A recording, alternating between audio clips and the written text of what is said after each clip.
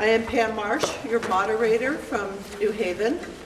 I was trying to think, I think I've been the moderator since 2004. I mean, not, excuse me, 1984. It's been a while. A couple of preliminary things before I begin with the reading of the warning. First, I'd like the board members to introduce themselves. I'm going to start on my right with Sandy Lee. So I'm Sandy Lee from the town of Lincoln. Barry Olson from town of Lincoln. Carol Eldridge, Bristol. Chris Pearsall, Bristol. Shauna Sherwin, Moncton. Dawn Griswold, Moncton. Benita Bedard, Starksboro. Jody Pashad, Starksboro. Doug DeWitt, representing Bristol. Bob Donis, Bristol. And let's just introduce the school administrators that are here. We have David Adams, the superintendent. Just wave your hand. Hello. Howard Mansfield, our chief financial officer. Karen Wheeler, who takes our minutes and saves our butts. And our principal. Yanela Lund. So welcome to everybody.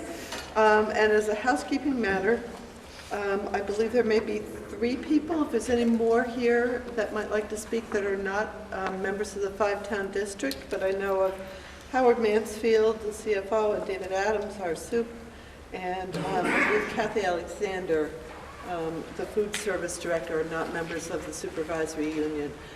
Could I have a motion to allow them to speak as needed for this meeting? So moved. Okay, thank you, Bob. And who's second in the back there? Amy Moody, thank you. All those in favor, please say aye. Aye. All those opposed, say nay.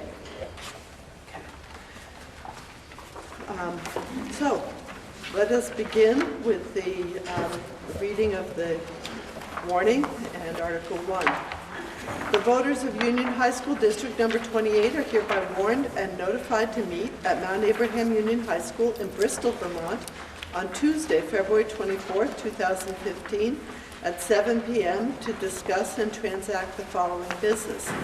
Article 5 requires a vote by Australian ballot to take place on Tuesday, March 3rd, 2015 at the annual polling places of the respective towns at hours conforming to those of each town. So please find a seat. Article 1 is to receive and act upon the reports of the Union High School District officers. So I understand we have a few special reports to begin with. Dawn, do you want to explain the special reports? Sure. Here at Mount Abraham, we take great pride in our students' voice. So at this meeting this year, we decided to incorporate some student voice. The first thing that we have is some of our Iron Chef competitors and Kathy Alexander. If I could give them a few minutes to just explain.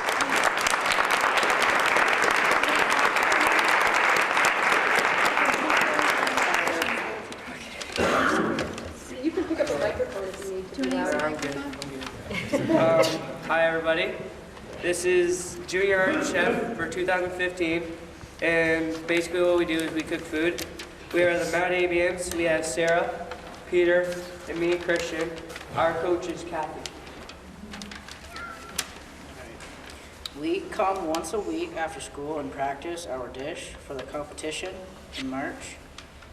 Some things we have cooked in the past are a vegetable frittata, beet burgers, kale, salad, and pizza. We learned knife skills, mise en place, sautéing, and other cooking skills. Okay, so we're going to be sharing a dish with you tonight. Basically, it's a ricotta gnocchi in a kale spinach cup with a butternut basil sauce with a hint of cinnamon.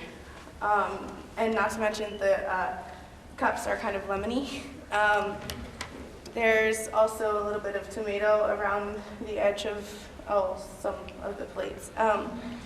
And then I'd like to welcome you guys to come cheer us on March 21st at the Champlain Valley Expo in Essex.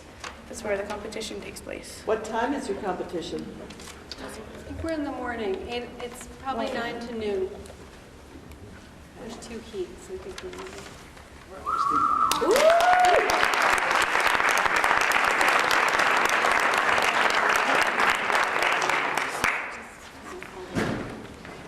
Thank you. There's more information right here if you want to learn more about Junior Iron Chef and help yourself to our samples of our treat or dish. I'll declare a 5-minute recess for the purpose of sampling, and then we'll resume the meeting.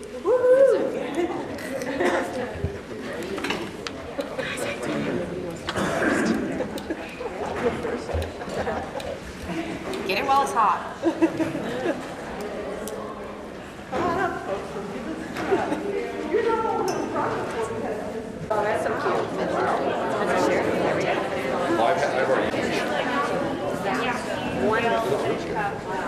Potato meal. Do you ever watch Wow? Oh, what is that? It's like a potato. It's not called You're like, what are you having? The mac and cheese sandwich. Brad, aren't you going to get some food?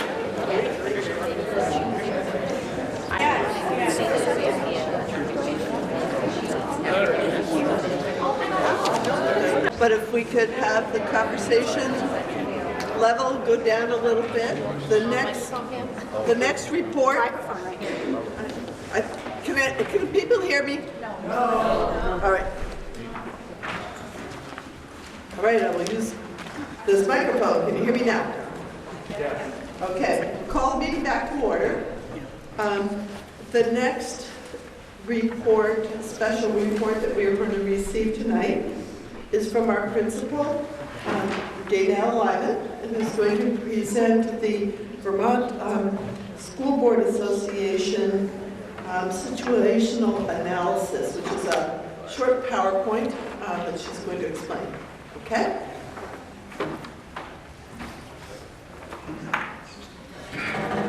Is there anybody who can dim lights here?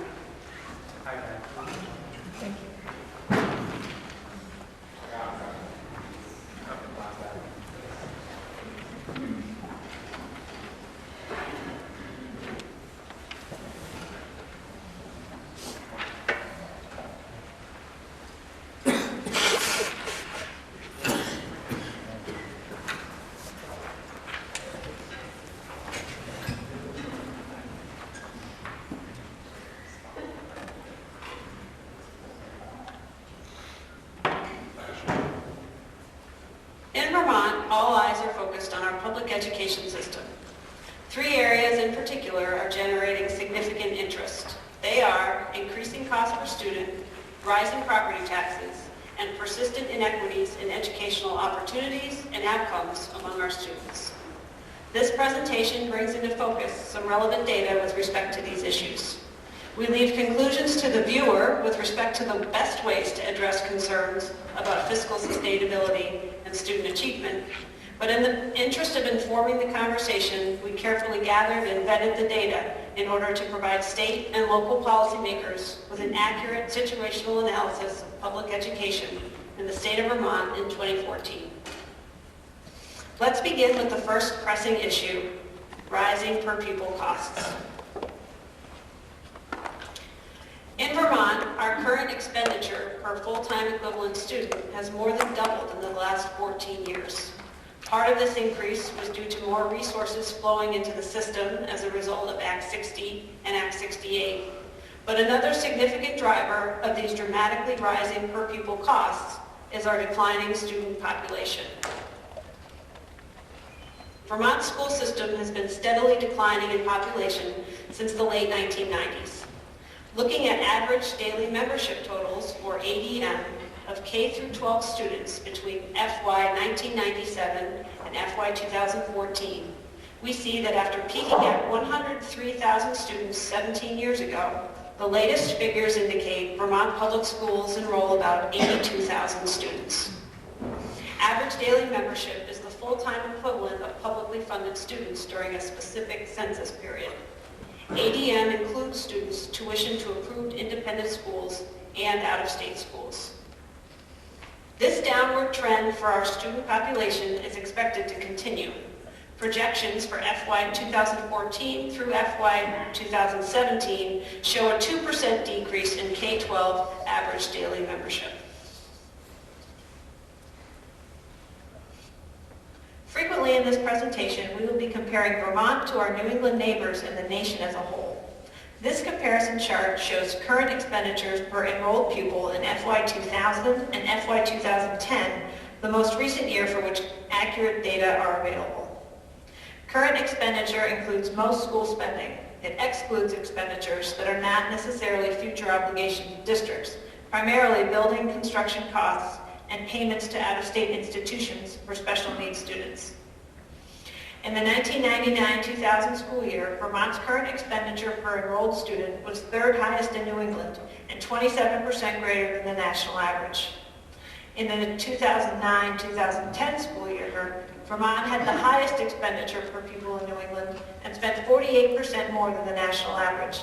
The only other states that spent more per student in FY 2010 were New York, New Jersey, and Alaska.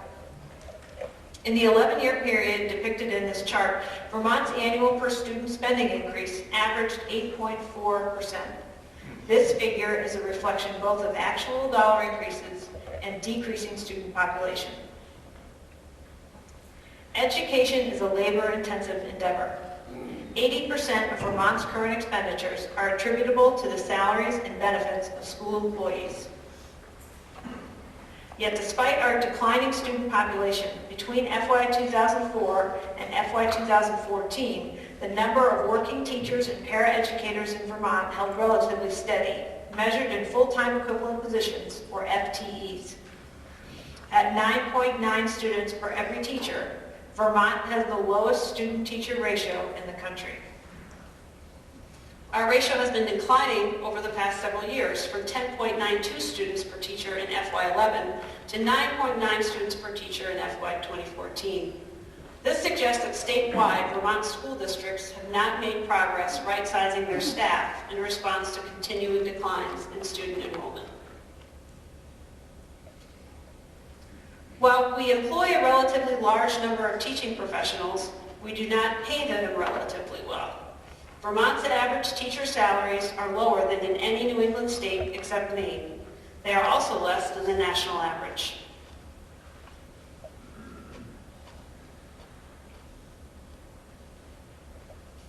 Vermont school districts offer generous health benefit packages to their employees.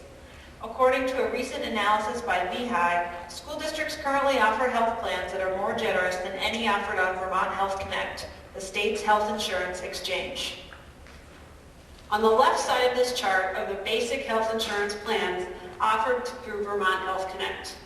Plans are designated as platinum, gold, silver, or bronze. The difference in metal levels is due to cost share, not differences in coverage. On the right side of the chart are VHI's most popular health plans. The VHI and VHC plan designs are very similar. That is, they cover the same services. However, VHI plans create significantly less out-of-pocket cost obligations for employees than most VHC plans. In the most popular VHI plans, 95% of healthcare costs are covered by the premium, making those plans Platinum Plus. Compare that to the Silver plan, where the premium covers 70% of the costs. Most Vermonters enrolled in Vermont Health Connect have a Silver plan. These generous health benefits are expensive. In FY 2014, VHI's most popular single plan cost $7,665. The cost of a family plan was over $20,000. School districts pay, on average, 86% of the premium cost. With 95% of healthcare costs covered by the premium and more than 85% of the cost of the premium paid by the employer, school district employees are very insulated from out-of-pocket healthcare costs.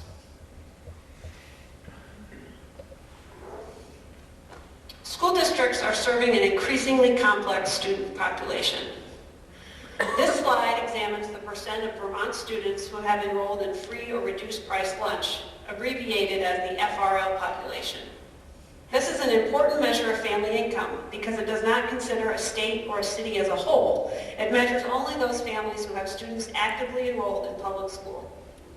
There are very strong and enduring correlations between a student's socioeconomic status and his or her educational achievement. We will examine some of those figures later in the presentation.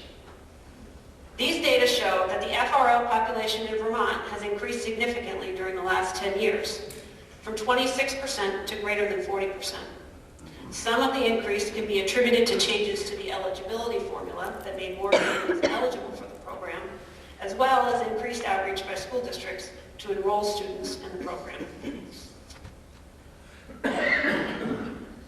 This slide looks at special education costs as a percentage of total expenditures over a 10-year period. In 2004, special education costs were 20% of total expenditures. By 2013, they constituted roughly 23%.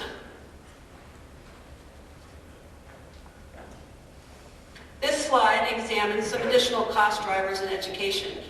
New laws are passed every year that, while generally well-intentioned, have the consequence of incurring costs and utilizing resources at the district level. This list of recent actions is only a sampling of new requirements and does not consider the impact of federal school legislation, which similarly can impose upward pressure on costs.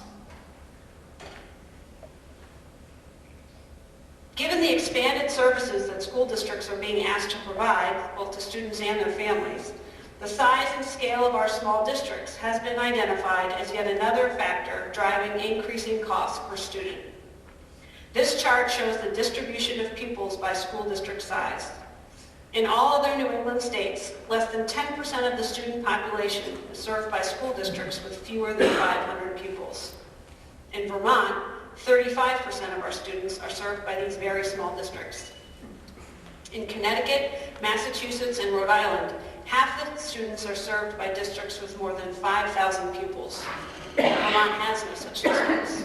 Even our rural sister states, Maine and New Hampshire, are organized very differently. 80% of their students are served by districts with at least 1,000 pupils. In Vermont, just 30% of our students are served by 1,000+ districts. The column to the far right compares Vermont supervisory unions with New England school districts. 72% of Vermont students belong to an SU with between 1,000 and 3,000 students. Only 2% of our SUs are smaller than 500 students. And at the other end of the spectrum, our two largest SUs have about 4,000 students each. Now let's turn to an analysis of Vermont's increasing property tax rates.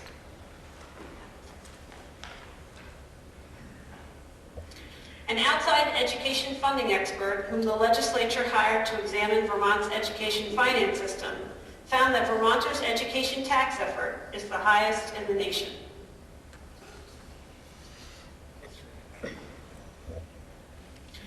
Due primarily to increased education spending per pupil and reduced property wealth, Vermont's base education tax rates have been increasing over the past 5 years.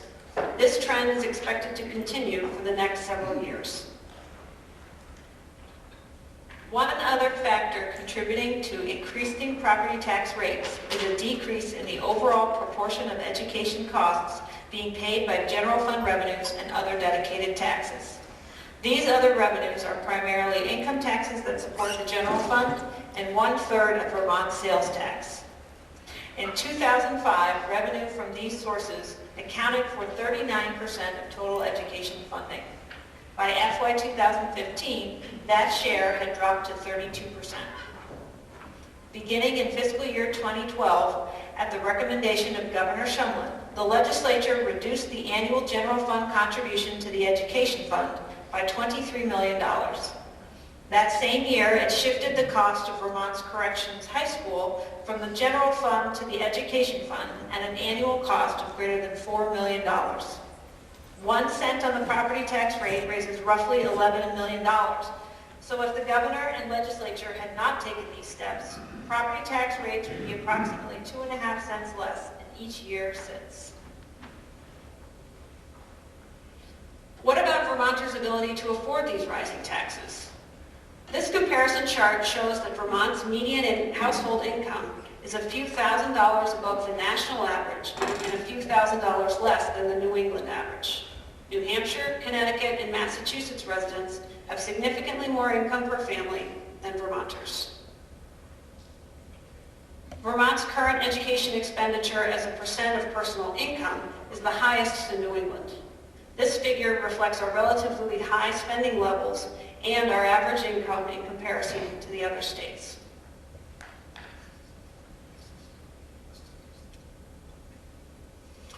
Both the governor and the democratically controlled legislature have sought to restrain school spending.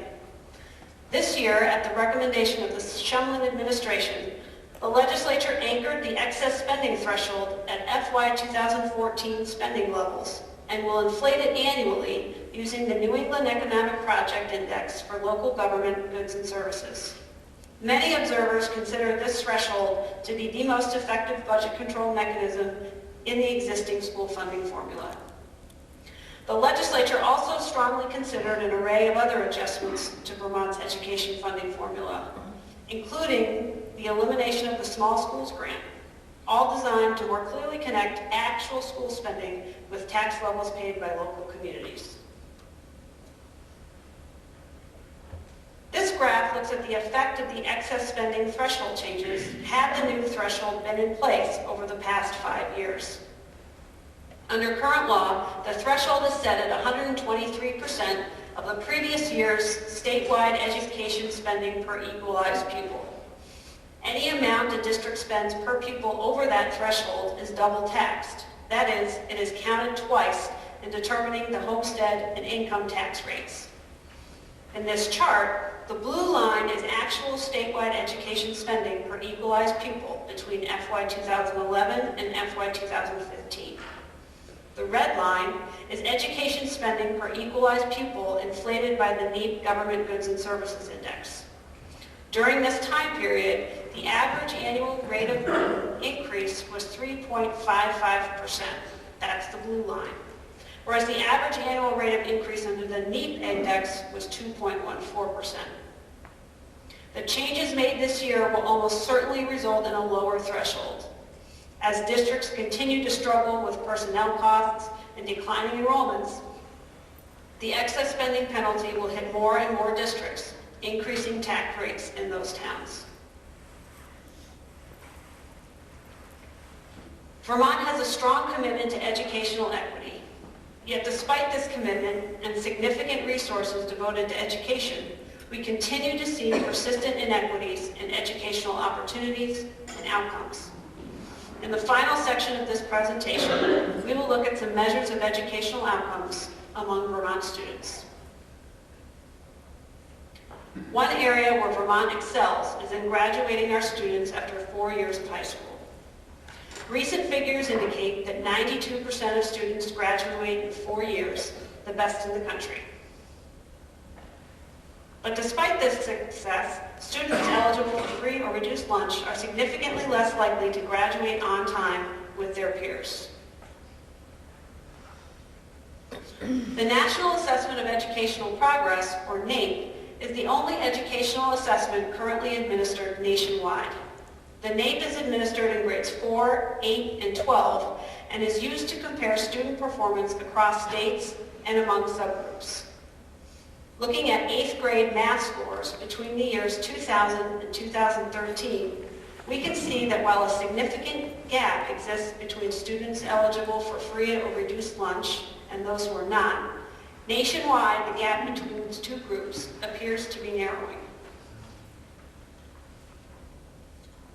Vermont students have historically performed at the top of the nation on the NAEP. However, we do not seem to be making gains in narrowing the gap in performance between low-income students and their wealthier peers.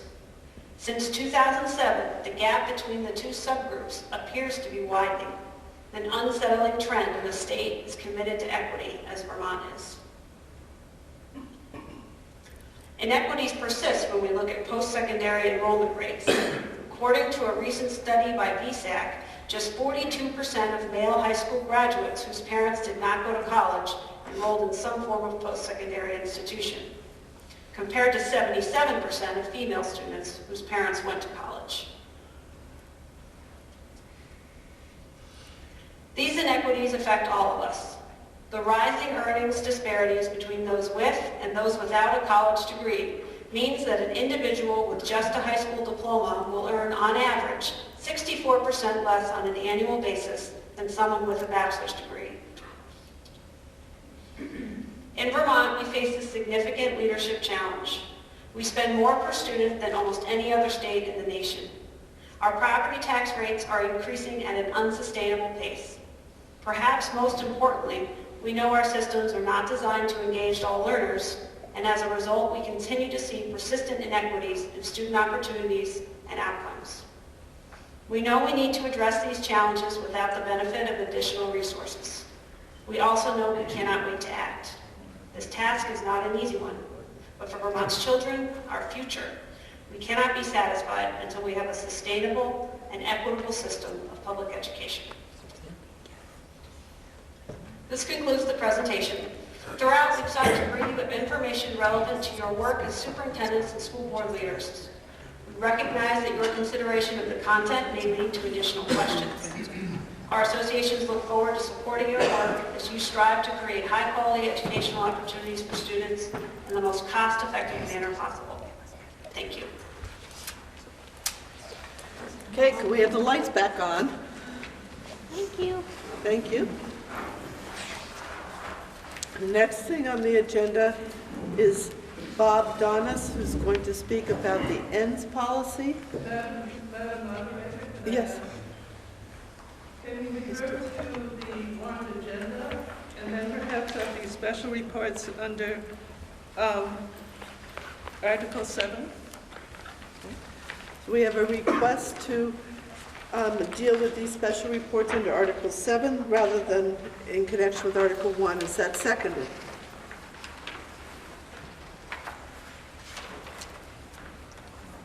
I'm not hearing a second. I'll second it. Okay. Is there any discussion? Yes. There are more student presentations, and I gave them a time frame so that they could schedule when they wouldn't be here waiting till all the questions got done.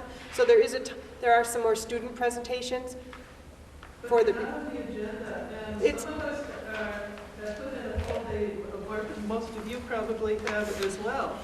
And I don't know how late the public discussion will go. And we waited, that video was half an hour. It's now 35 minutes after the official start time. Some of the items go quickly, but there's been a motion, it's been seconded, there's discussion. Is there any other discussion on the motion? Okay. I would just, if I could speak real quick, just to piggyback on that, I have students that are here and waiting. I've worked all day too, but they are also here because they were requested to be here, and I would like them to be able to do their piece tonight. Yes. I'd like Could to you know that also. I have several students here as well. Okay. I would ask people, when you stand, would you please identify yourselves and your town? And I know several of the people who just spoke were teachers, but okay. Are you asking to do all of these special reports under Article 1? Yes. Okay. So the board chair wishes to do all the, just so that you know in voting, these special reports under Article 1, which is to receive and act upon the reports of the Union High School District. Is there further discussion? I'm not sure I understood that last statement. I guess I was just going to offer a friendly amendment that the students get to go at this time and then go back to the warned agenda. I don't know if that's friendly. Is that in fact a friendly amendment, Ms. Stilberg? Oh, yeah. Okay. So Ms. Stilberg. Shall I second it? You can. If you accept it as a friendly amendment, then who is the seconder over here? Someplace. Whoever seconded yours, do you accept that as well? Okay. Who seconded? Right. Could you state your name? Oh, yes, Stephanie Adrian from Starksboro. Okay, thank you. So motion has been moved and seconded that we take the student presentations next in the special reports section. If there's no further discussion, yes, Benita. I would just like to point out that these, if there was ever anything that is a report that we ought to offer here at Mount Abraham, it's what our students are doing. And I feel like this is certainly a report from Mount Abraham. And I feel like it's a critical part. So I feel like it needs to be under reports, and it's where it properly should be in the agenda. Is there any further discussion? Oh boy, okay. Yes, sir, with the sweater. It's important, I Your think, name, to please? know what the students are doing, but this isn't an informational meeting. This is a meeting to discuss the budget items in the budget. So I think maybe at another point, you need to have two meetings. One meeting to show what's happening, for example, in the school, and then the other meeting to actually allow people that have a lot of questions to talk about the budget. I think the budget is distinct to this school. I mean, it was great to look at some of those figures that were 10 years old. Okay, I need to stop you so that we can move on. We're on a very narrow procedural motion. Could you just state your name for the record, please? Sir. Alan Whitner. Thank you, Mr. Whitner. Is there any further discussion on this little procedural motion? Yes, Nancy? I just wonder what the other special reports are in addition to the student presentation. Bob Donis was going to speak about our ends policy. It's another piece of information we use to frame our decision-making around the budget, as well as the educational analysis. It's information we get, it gives us a look now at what we're looking at, a look to the future of what we're looking at. So it all informs our decision when we're considering a budget. And then the student presentations, and then there was a 5-minute update from the Facility Advisory Committee. Okay. I'm going to rule that the Facility Advisory Committee update is going to come up in Article 7. Excuse me. Yeah. What about Bob? Would you like to move that to 7 as well? We've got a motion on the floor, so we need to deal with that first before we do it with anything else. Okay, are we ready to vote on the motion, which is to take the student reports next? All those in favor, please say aye. Aye. All opposed, say nay. Okay, so let's take the student reports first, which is begins with Sweet Transitions. Would you please come forward? I will grab them. That's right.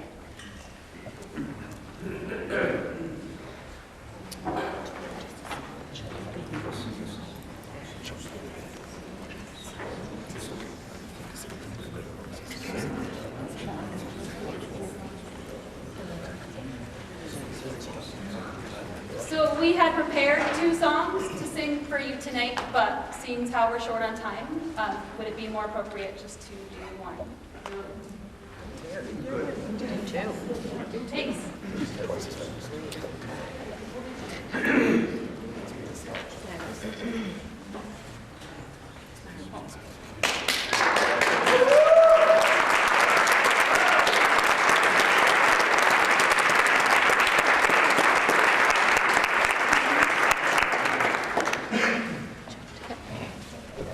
Hi, we're Sweet Transition.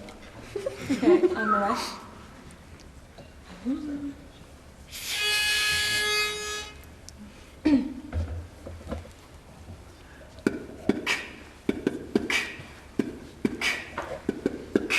All my life been running, paying the price for living. How do the young survive? We're never satisfied.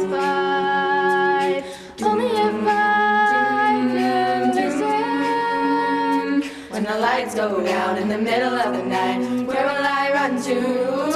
When the lights go down in the middle of the night, where will I hide? When the lights go down in the middle of the night, where will I run to? When the lights go down in the middle of the night, where will I hide?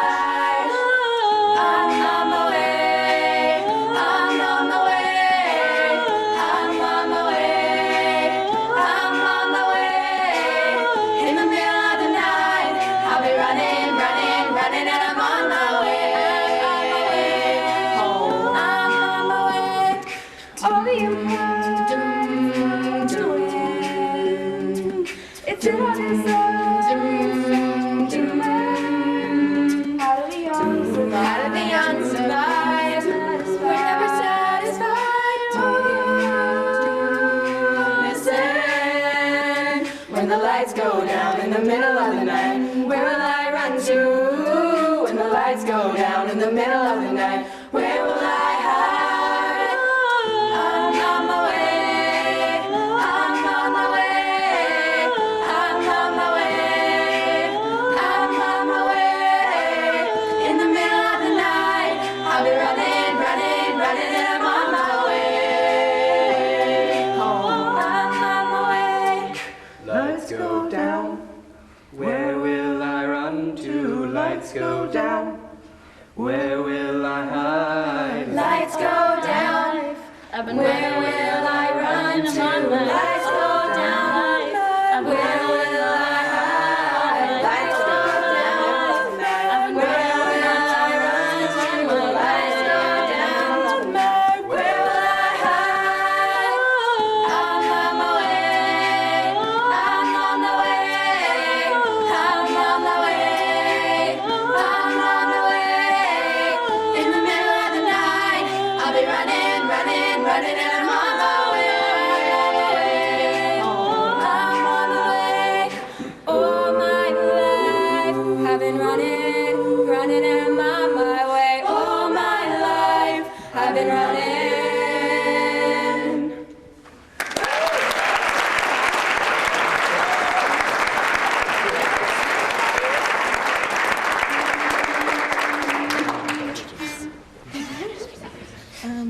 We can just set that. No, okay.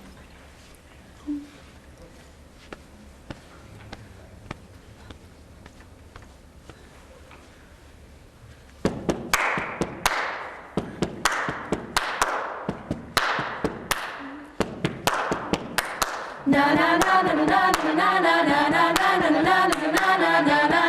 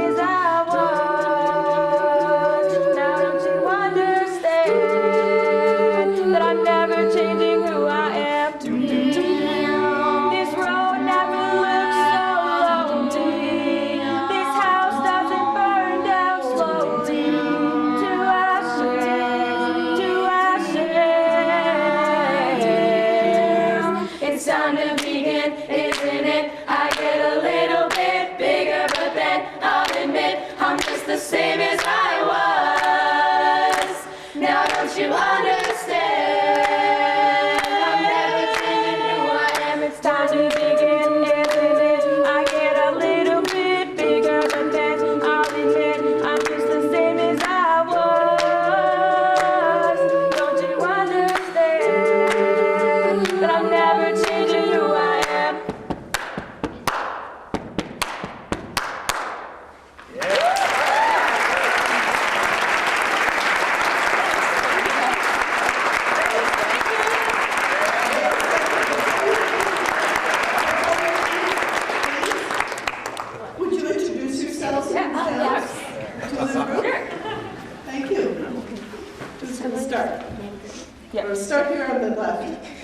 I'm Emma LaRose, and I'm a freshman. I'm Kayla Thurber, and I'm also a freshman. I'm Jordan DiNapoli, and I'm a senior. I'm Mary Kay Clark. I'm a senior, and I think she asked for towns too. Yeah.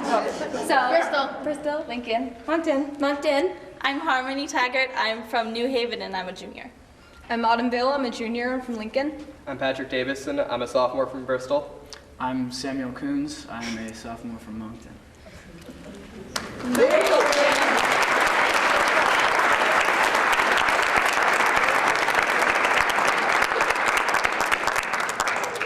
And then the Environmental Club has a presentation to make.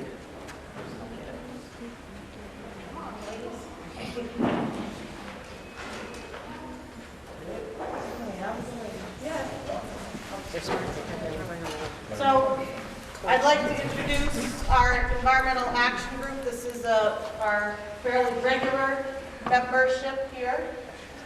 They meet twice a week, 7:30 in the morning. And they are a student-run group. I'm just here for them to tell me what to do, so I'm just going to turn it over to them. They prepared a very inclusive presentation for you to show you some of the things that we've worked on, created actions around, and worked on education around the environmental issues of our day. So I bring you the Environmental Action Group. And could your students please introduce themselves and their towns and years? I'm Izzy. I'm from Moncton. I'm Ashley. I'm from Moncton. I'm Molly. I'm from Bristol. I'm Margaret. I'm from Moncton. I'm Eliza. I'm from Moncton. I'm Molly. I'm from Bristol. I'm Eliza. I'm from Bristol. And I'm Caroline Camara. I live in Starksboro and I'm a teacher here. Can we, our light person disappeared. I don't think we need the lights on for it. Are you okay? Seeing that? Okay. Go for it. All right. Well, this is not our whole group, but this is a good portion of us, and we are really excited to tell you about what we've been doing this past year and the years before. So we'll get started. I'm going to start off by talking about composting at MtAbeBudg022415. Ever since the beginning of last year, we have been moving toward establishing an on-site composting system at MtAbe. This is something that we've been talking about for a really long time. And last year, I decided to start. I decided to start getting the project moving by writing grants and fundraising and getting the support of teachers and administrators at MtAbeBudg for this project. We have, for a couple of years, had a system in place where a local farmer picks up the food scraps from our cafeteria and takes it back to their own garden to use. And we think that it would be really great if we could instead keep the food waste here, put it in a compost, and use it in our school garden, which uses other compost from other sources now and produces vegetables that go back to our kitchen. So this project is really moving forward, promoting sustainability at MtAbe and closing our loop of sustainability. So here I just have 3 images that show the progress of our on-site compost system. So here's a slab that was laid down in October. The forms for the cement bins were done in November, and then later in November, I forget the date, the cement was actually poured. So it's been a very long process, and we're still working toward finishing it up. But hopefully before I graduate this June, it'll be all set to go. So that's the goal for the compost system.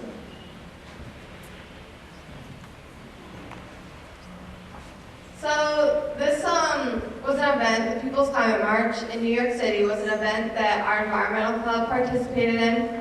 We had 10 members of our club drive down to New York City and participate in what would be the largest climate march in history. And there was about 400,000 people there. And so like people from all over were advocating for things like stopping the use of plastic and stopping fracking. And we made signs that are hung up over there. And when we marched, we held them up. And here's some pictures. So the reason that the march took place this particular weekend was because there was a UN climate summit that was happening at that time, where world leaders were coming together to discuss climate change and the ways to deal with it. The march was supposed to show support for climate action and show that the American people really cared about dealing with climate change. It was really amazing for our club to be a part of something that was really making a big difference in climate change. And now that we're back at school, we've done a few projects on our own, small scale, to do what we can to slow climate change. And this, being part of this march really helped excite us about dealing with the problem of climate change. This is, do you want to go back for 1 second? This is Al Gore. We have to take a picture. It's definitely Al Gore. Hi, I'm Ashley again, and I'm going to talk about Trash on the Lawn Day, which is an event that we've been doing here for 6 years now. And what we do is we take all of the trash from one day at our school, and we bring it out on the lawn, and we sort it up. And we take the classroom and the cafeteria waste, and then we sort that into what was trash, recycling, and food waste. And then in all the trash, we sort it down further into what was actually trash that was in the trash, what was recycling, and what was food waste. So we get to see how our school is doing with sorting, and what our habits are like, and how it changes from year to year. And we also invite classes and advisories outside, and they get to come and look at all the stuff that we've sorted, and they get to see, how much waste we actually produce in one day, which is a lot, and what is being wrongly sorted, like things that are being put in the trash but could be recycled, that could save a lot of energy. And it's a really, really fun event. It's probably my favorite that we do. We spend the whole day outside just picking through the trash, and it's a great time. It really is their favorite day. So at the end of last year and the beginning of this year, we decided to branch out to elementary schools in the 5 towns. Last year we did Bristol. It was in May. And it was really fun. The 5-6 class helped work together with us to make that happen, and it prepared them for what is going to happen when they come to Mount Abe, and so they got to see a glimpse of that before, and it also helped that Bristol Elementary School to learn about their sorting habits. And we also did it in Lincoln this October. And it was really fun. That was the 3-4 class, and they happened to be doing a unit on climate change right at that time that we did that with them. So it was really cool. They knew a lot about climate change and the laws that are being put in place and everything. So that was really cool to see that.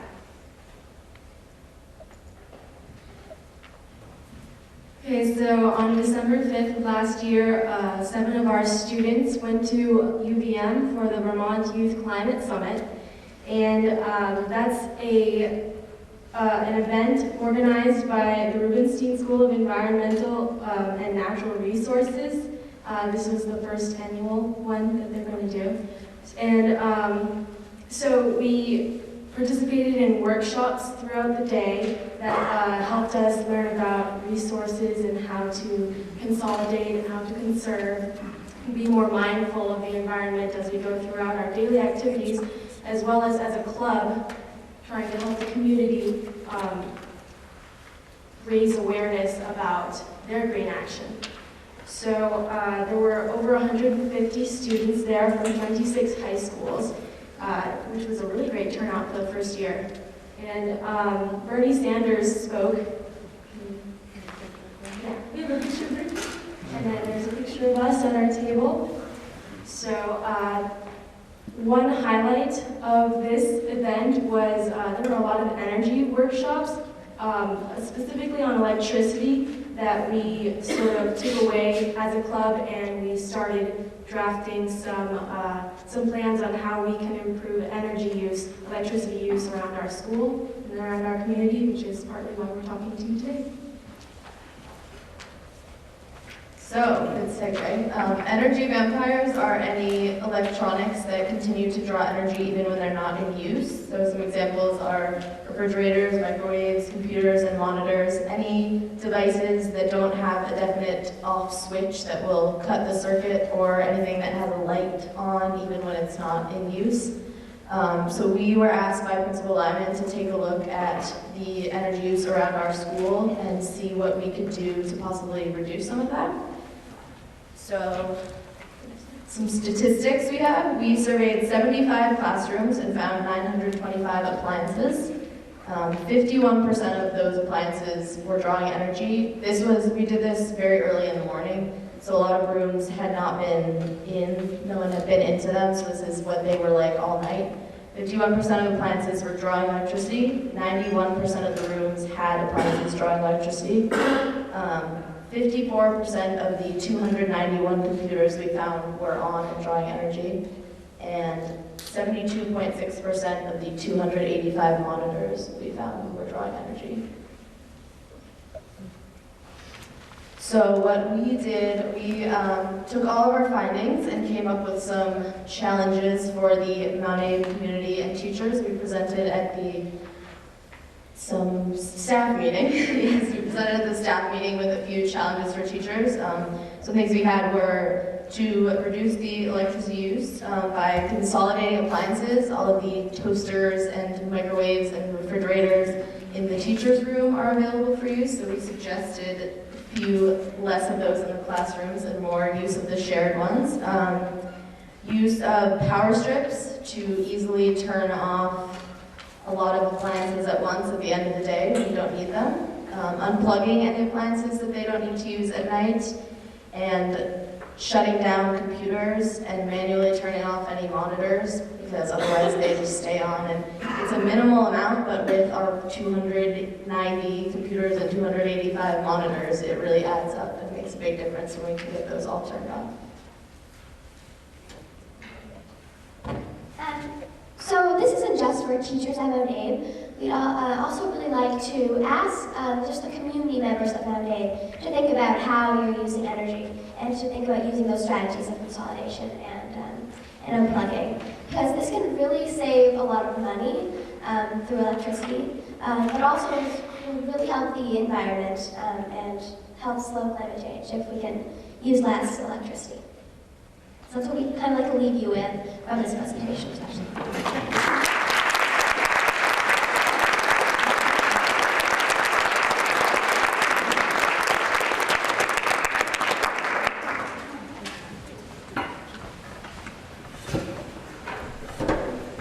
Okay, thank you.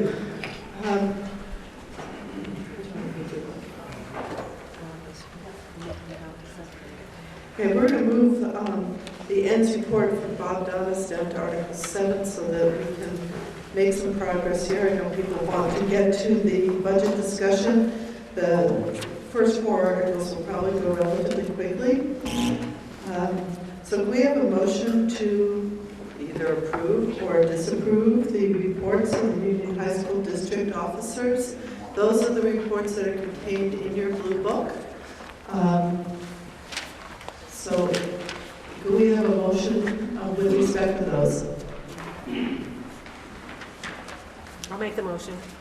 To approve it? Yes. You have to say. Oh, I'm sorry. I make the motion to approve the reports as presented in the blue book. Okay, Benita Bedard, and is there a second?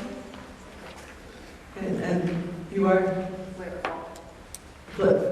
Hall. Blair Hall, thank you. So we have a motion made and seconded. Is there discussion with respect to this article? Is that just these report? Yes. Okay. Not including the budget. It's just talking about the report of the principal, the report of superintendent of schools, the report of the school directors, and the financial reports that are in here, but not the budget. I must have missed the memo. I didn't know when we received these, if we received them when we first walked in or not. But I haven't read it yet, so I don't feel I can vote. Okay, and Silver? Okay, I have something that I know the board knows about because it's been mentioned in school board meetings, but I hadn't realized that it had been also discussed last year. And that is during the annual meeting in 2011, the voters voted Article 7, which asked, shall the voters of said Union High School District establish a reserve fund for the purpose of cushioning future deficits with a fund limit of no more than $200,000 and so forth. And I was looking for it in this year's annual report, and I did not see it. And then I noticed that last year it was brought up earlier under Article 1, and it said, BFAR asked where the $200,000 surplus shows up in the budget, and EGOMO explained it's a fund balance, which shows in the audit report, and it was requested to show the detail in the annual report. And I would like to know where this reserve fund shows up, how much is in it at the moment, and since we haven't had any deficits, has any money been spent out of this fund? Thank you. Mr. Mansfield, would you be the one to answer that question? Can you point out the place in the... Yeah, I can. It's right in the Is that on page minutes 25? under Article 1, page 25. That long paragraph, it's about the 5 lines down. It says, BFAR asked for the $200,000 surplus shows up in the budget. EGOMO explained as a fund balance, which shows in the audit report. It was requested to show the detail in the annual report. I'm sure that Ms. Farr, where is she? She was here.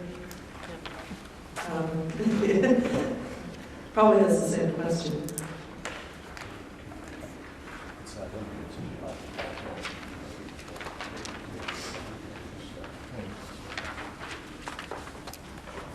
So, Jim? Yes. Can I attempt to address that? Yes, Mr. Adams. Thank you. It is not in this report. I know that one request was made that audit balance typically occurs within the audit. That's what the former business director reported. But we do not have that available. We certainly can make that available and return to our records, but it is not here tonight.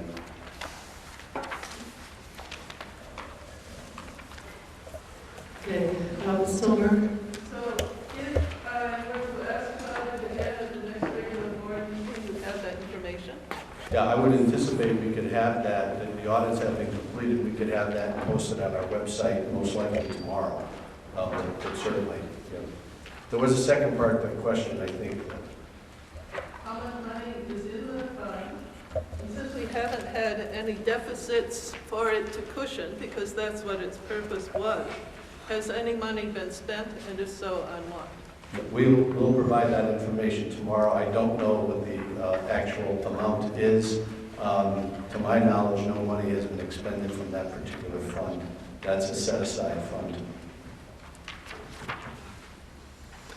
Thank you. Any other questions on the reports in Article 1?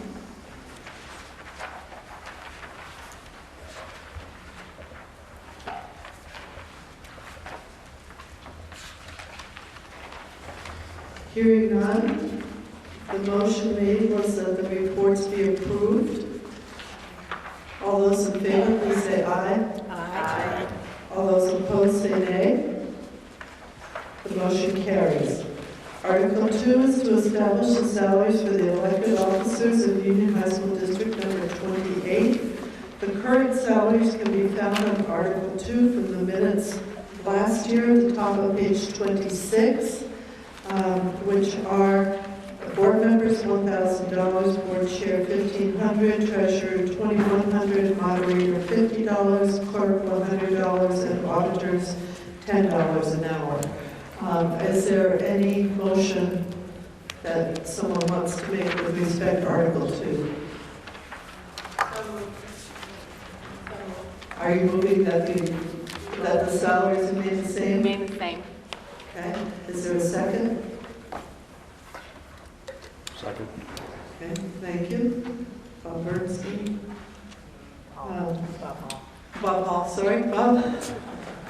You're forgiven. I'm getting older, you know. All right, is there any discussion on our Article 2? Hearing none, we'll move to the question. Yes. The treasurer, it says $2,100. That's right. Is that per year or per month?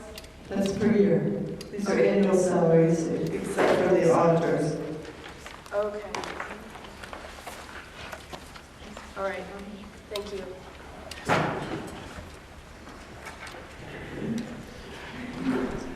Any other questions about Article 2? So the motion was made that the salaries remain the same as last year. All in favor say aye. Aye. All opposed say nay. The ayes have it, and Article 2 is carried. The salaries will remain the same as last year. Article 3 is to elect officers from the nominations from the floor. The officers to be elected are a moderator, a clerk, a treasurer, and an auditor for a term of 3 years. Nominations do not require seconds, so I'll take nominations for all offices at one time. I'll just write them down. So, yes, Nancy. Okay.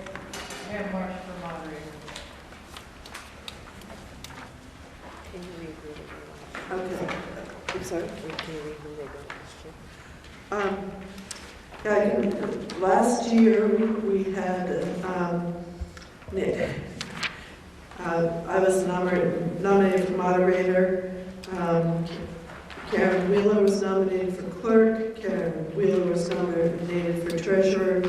Betty Farr was, well, it doesn't matter for auditor, it has to be a new person anyway. So, because you can't all nominate the same person who's already seated. Yes. I'll nominate Karen Wheeler for those two positions, clerk and treasurer. Treasurer. Excuse me, spelling, just ignore that. And are there any further nominations for any of those positions?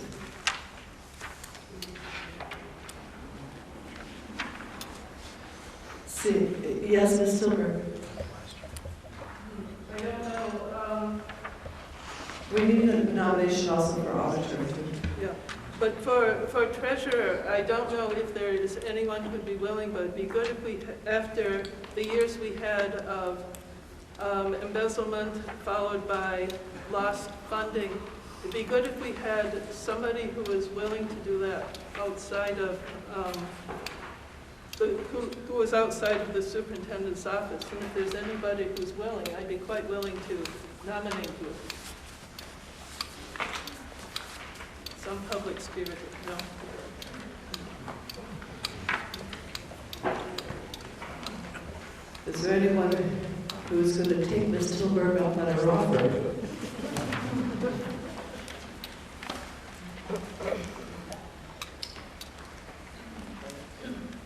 Okay. nominations for the position of auditor. That's an important role, and if we don't nominate somebody, I guess the school board will have to appoint somebody to that position. Yes? I would like to nominate Kathy Barrett. And is Kathy's term that is expiring? Yes. Do we know if she's willing to serve?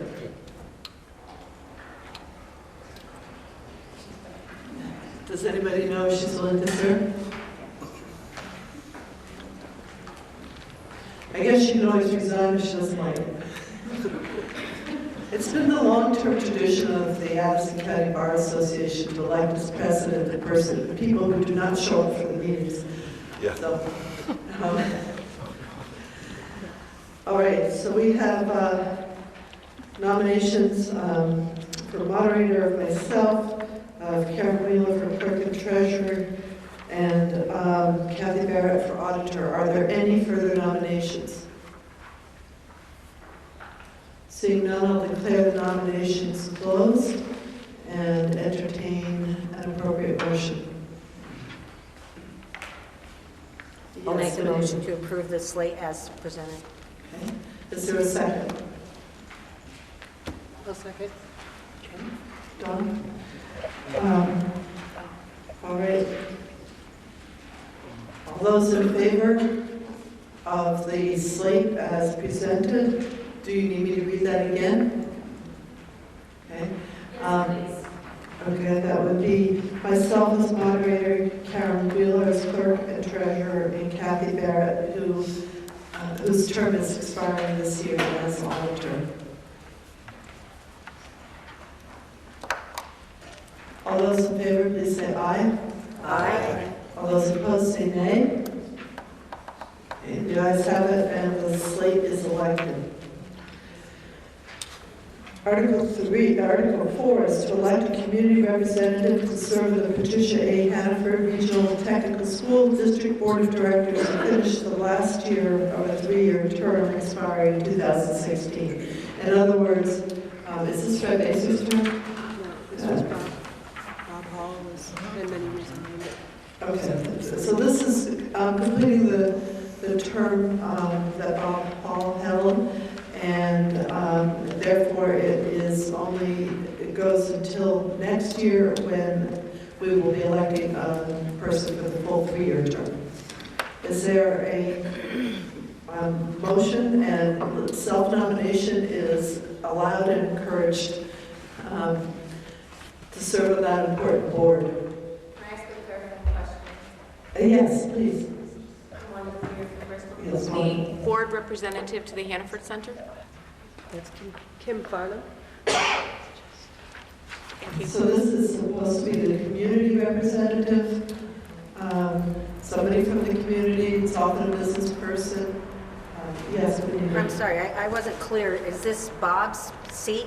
Mm-hmm. And Yes. For a year. Oh, no, I didn't know that. From the Hannaford Board. Oh, I didn't know that. So as to fill that position. I nominate Bob.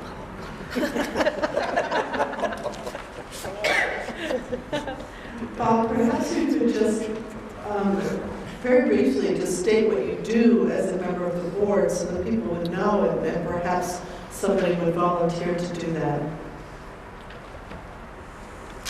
Either talk loudly or put it in the mic. That's okay. Well, it's really a nice position. I'll tell you, that school is a magnificent school, and I wish that Mount Abe had more participation. Unfortunately, this school has the lowest participation at the Hannaford Center of the 3 sending schools. You go to a meeting about once a month. There's cookies and coffee and things like that. It's really quite informal, and what you're deciding is basically how you're operating that particular school district, because the Hannaford Center is a school district of its own. I resigned because I was getting too old to go to meetings at night. I just felt it wasn't my bag anymore. But it's a rewarding position, and I hope that somebody young and full of ambition will take the spot and do a good job. Ms. Benita. I would like to nominate Denny Casey as the member to go to finish out Bob's term. I think that Denny would be a fabulous addition to the Hannaford Board. Is Denny here? He is. Denny, would you stand up? What nights do you meet? It was Wednesday. Penny, my turn. Denny, are you willing to be nominated? Sure. Are there any other nominations or self-nominations? Yes. Hi, I'm Ellen Repstead from Bristol. I'd like to nominate Richard Froslow. So we've got Denny. What's his last name? Casey. And Richard. Case? Frozone. I'll spell that. Oh, you better. F as in Frank. R-O-S-O-L-O-N-E.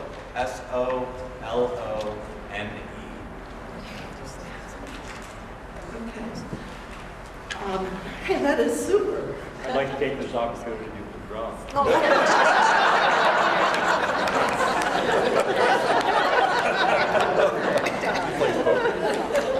Gosh, I was so excited that we had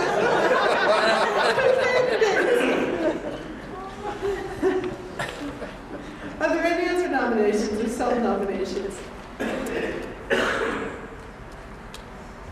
So we have one left standing, Richard Fossalone. And can we have an appropriate motion? I'll make a motion to accept the nomination of Richard Fossalone for the Hanford Career Center Board. So you're moving to elect him Yes. as our Yes. community representative to the Patricia Hanford Board. Is that correct? Yes, correct. All right. And we have a second. We have seconds all over the place, but yeah, the environmental teacher. Caroline Camara, thank you. Is there any further discussion regarding this? Hearing none. The motion is to elect Richard Fossalone as our representative, community representative to the Patricia Hanford School District for a term ending in 2016. All those in favor, please say aye. Aye. All those opposed, please say nay. You are elected, and congratulations. Thank you. Now we come to Article 5, which is the budget discussion. This is a discussion-only article. There is no motion that can be made on this article because it is going to be voted at the time of the town meeting in your various towns. So this is purely for discussion, and it's sort of a question and answer. If people have questions, we'll try to figure out who the most appropriate person is to answer. I'd like to take, I'd like to take a variety of people before I call on a person a second time. But Mr. Whitner, you seem to have a question early on, so I'm going to give you the first shot at a question on the budget.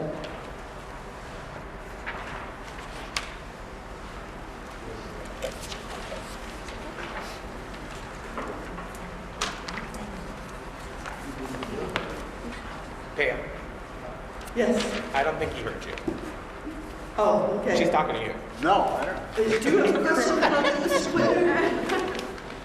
I want to give you the first shot because you had expressed an interest earlier in the budget. Do you have a question that you would like to raise about the budget? Well, could you go over some of the changes in the budget? There are some areas that went from, for example, like 1.5 to 4 million in FY 15 and 16. So can you explain why the increases? Okay, I'm going to let... It's on page, well, You have the page that is super, makes it much easier. And I think it had to do with the supervisory office and the change from, I didn't have the book, but it was in the back of the Starch Borough on page 108, I'll get it out. Okay, the supervisory union budget is not one that we vote directly. But we can ask Mr. Adams to explain any change in the supervisory union budget, which is set forth on page 22. Under supervisory union assessment. Okay, but the budget itself is on page 22 of your report. And then you have quite an increase under in both those areas there. It's on page 9, at the very bottom of page 9, is the supervisory union assessment in the Mount Abraham budget. Okay.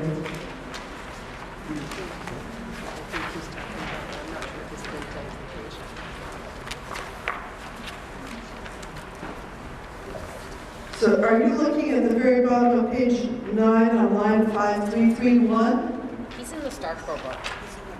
Or are you reading from the Starkville book? I'm reading here, and it shows that the supervisory union revenue budget, the assessment it was no assessment, and it went to 4.258 in fiscal year 15 and 16. It's also 4.1. It's 24 in the blue book. Okay, so 324. Okay. So really you have the expense budget for the supervisory union on pages 21 and 22, and you have the revenue budget on page 24. And again, the supervisory union budget is included in, it's assessed to each of the individual schools within the thing, but maybe the superintendent could just address any major changes in the supervisory union budget. Yeah. Yeah, please. Okay, Alan, I think we're on page 24. Could you pick up your mic? You're on 24 on the top. Yeah, three lines down. 3 lines down. It's 1932 4000.07, that's sped assessment. That increase of $4 million. Yeah. What occurred in the course of complying with what's known as Act 153 and 156, the supervisory union is now required to provide special education services at the supervisory union level. That $4.258 million was reduced from local budgets and moved into the supervisory union budget. That's what that reflects. And this year, in the FY16, it's a proposal that actually reduces special education costs across the district. So, how does that, equal off? Because the budget, you know what I'm saying? How does that affect the whole budget? Okay, so if you look down towards the line here, and actually this is a revenue page, which is a little harder. Let me see if I can have a more representative budget. But actually, let's just say in the revenue line, but this is not.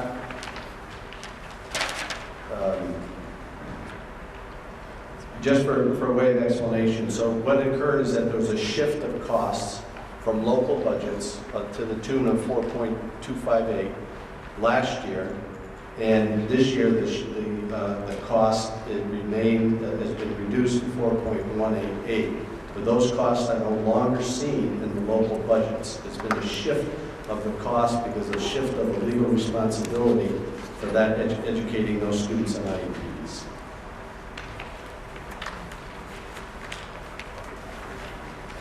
Yes. I'll get you next. Stephanie for Starksboro, just question, curious. So does that mean instead of school by school, the supervisory union is taking care of that budget? Is that right? So special ed costs are now covered in the supervisory union budget. Okay, I was just wondering. And it gets assessed back to each town. Okay, because I know a lot of people are losing their jobs, and I'm just wondering where the money's going. So, anyways. Okay, so I think that question is, if I interpreted correctly, that some perhaps paraeducators or other people in special ed may be losing their jobs next year. Am I interpreting your question correctly? Yes, I guess the question is, if the money is going towards paraeducation,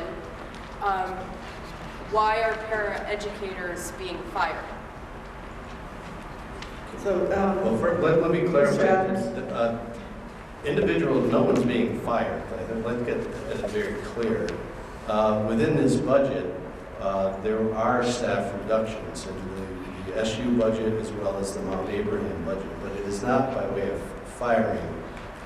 Within some of the school district towns and Mount Abraham, there is a negotiated agreement that requires reduction in force processes to protect employees' rights, which includes recall rights should new positions open in the future for a period of time. So I want to be very clear. In terms of the budget, the reductions in the spending does come as a result of reductions in some staffing levels. That is correct. But it is not directly a function of moving it into the supervisory union. No one was aware, at least to my knowledge, the community and the boards were not aware in FY14 that we actually had spending levels for more than $4 million for special education. And this simply isn't for paraeducators, it's for all special education services, including teachers, administrators, supplies and materials, things of that nature as well. But it is a cost shift. It's very dramatic. It does affect the bottom line. If you look that where even though we're on the revenue page, it increases the supervisory unit very substantially here. And that's a major change in terms of our overall system operations here that the boards have been very vigilant about throughout the year in terms of assuring that there are some controls on the spending. One control on the spending is to only have an adequate number of staff, not to overstaff any particular part of our operation. I'm going to take other questions before I take it. Yes, sir. Hi, Bill Brown from Bristol. It seems like the Vermont education is going to go through a hellacious period here. Obviously, we can't stand an 11 or 12% increase in our taxes every year. That's not sustainable. But on the flip side of this, if you right-size the amount of professionals to some other ratio, what in fact happens to the quality of education? That concerns me tremendously. My second concern is also my taxes. I mean, if you pay $4,000 in taxes and assuming your town is flat, you have 7 or 8% increase in the taxes you will pay per year. And if you run along at 11 or 12%, within 5 years you're going to double your taxes. I mean, we all know that's just math. But my real question is, what is going to happen here? In 2017 or 2018, do we see a leveling off? Question number one. Question number two is, 2018, 2019, are we still giving the kids the quality of education that we give them today? How does that work? That to me is a huge question. Is there anybody who wants to reply to that? Or? Dana could address the changes in how we're looking at education. Gaynell, do you feel like you want to take part of that on? David Adams? I certainly am happy to respond, but I do know that there are board members here who share your concern, as I do. We are in a tremendous state of change and flux within the state for all kinds of different reasons. Change in expectations, change in some of the needs that we have of students who are not special education eligible. And we're going through a period of difficult times. I agree with you. And some of our towns, we reflect very closely those bar graphs that you saw with education spending growing within 4 years in one town about 17%. And there is this very difficult balance between providing quality and actually providing it at an affordable cost. And thematically, this board has in fact instructed me and continue to work with the administration to try to find that balance. The question remains, will we have the same level of quality?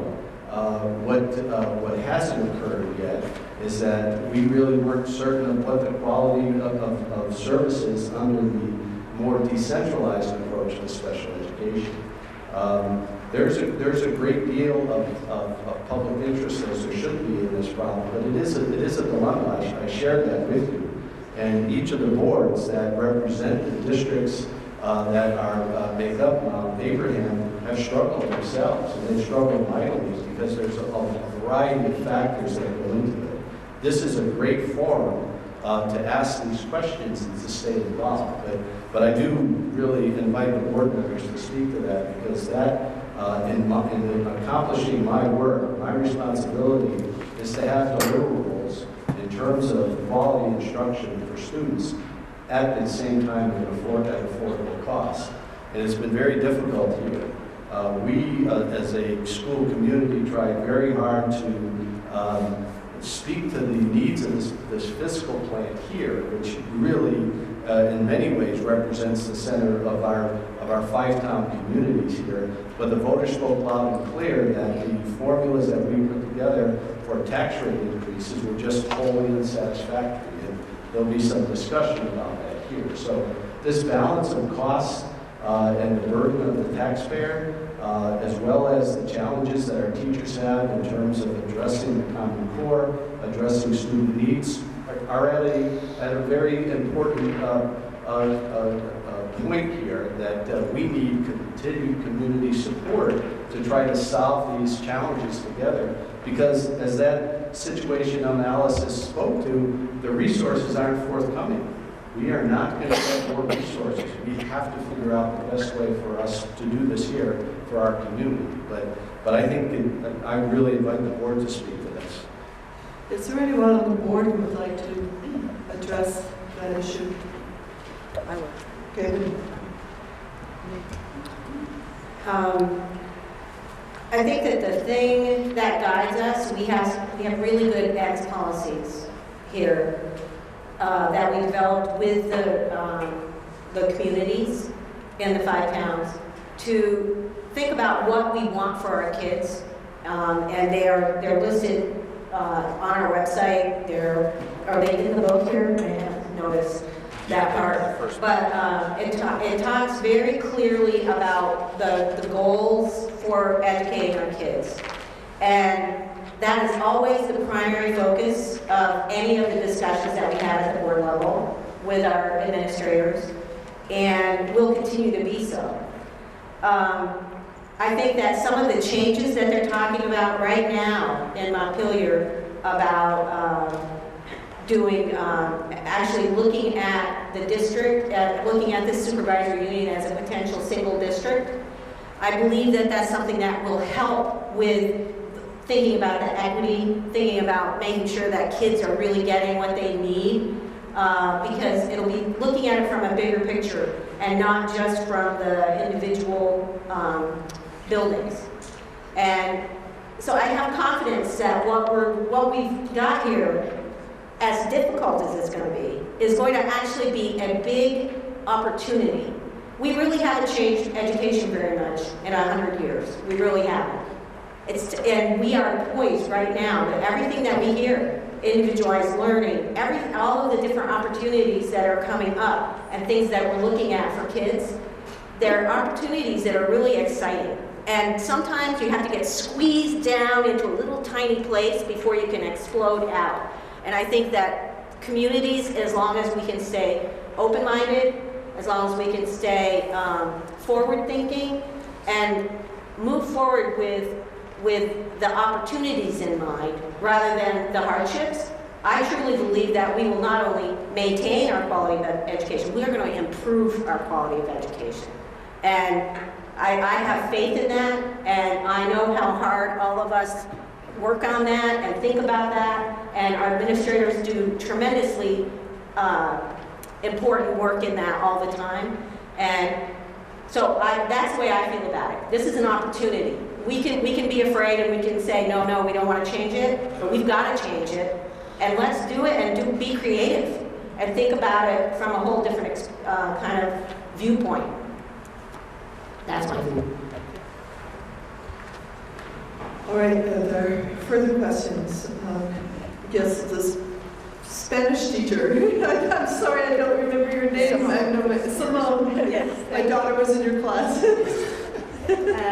Yeah, I'm Simone Scarrett. I teach Spanish here at Mount Abe. And I mean, I do think we're kind of between a rock and a hard place. Because, you know, I think it's a given that having a good, strong school system attracts people to the town or to the area. And not having a good, strong school district is a real deterrent for people wanting to live in this area. And the other thing I've been wondering, I live in town, so I'm a taxpayer, you know, and you know, I wonder about, you know, the state mandates coming down in terms of personalized learning, the PLPs, and what the pressure that's going to put on the school district and the school budget to provide that kind of a structure for a school to do it well. You know, because maybe I don't know enough about it, but it would seem to my way of thinking that it is going to require a fairly small teacher-to-student ratio. But because of the pressures on the budget, you know, we're having to move towards a bigger student-to-teacher ratio. And I'm just wondering if what the board thinks about the anticipated cost of implementing what is something that we're required to do, which is have PLP, to a personalized learning plan for each student. And what do you see as, you know, additional pressure on the budgets going down the road? Is there anyone on the board that can answer that question? Whether the personal learning plans that are required by state law are going to put additional budgetary pressure on the budget? David? I'd be happy to speak, but you're looking for board input. I was looking for board, but I'm not seeing anybody on the board saying, yes, I want to talk. I'll speak. Okay, Bob. Personalized learning is something that I support 100%. Got a green light on. Talk into it. Hello?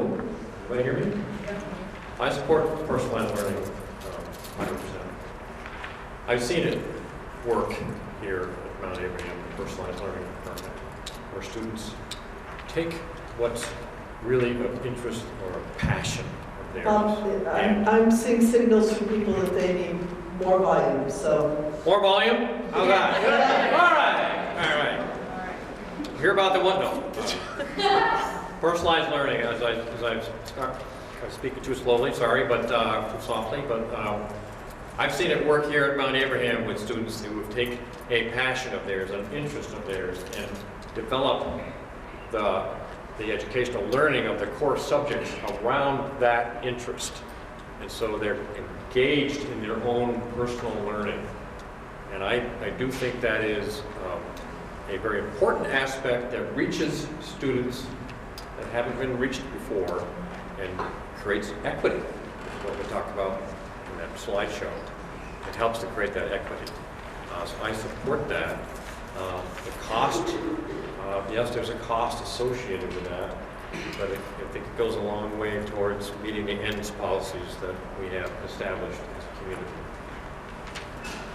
All right, Brad, you had your hand up. Yes, hi, Brad Gold, New Haven. I just wondered, could someone comment on the physical or the ADM counts on page 8, reconcile those to the equalized pupils on page 5? You know, obviously we were forecasting a major drop, but more importantly, what are the models for the next few years? You know, what does that trend look like?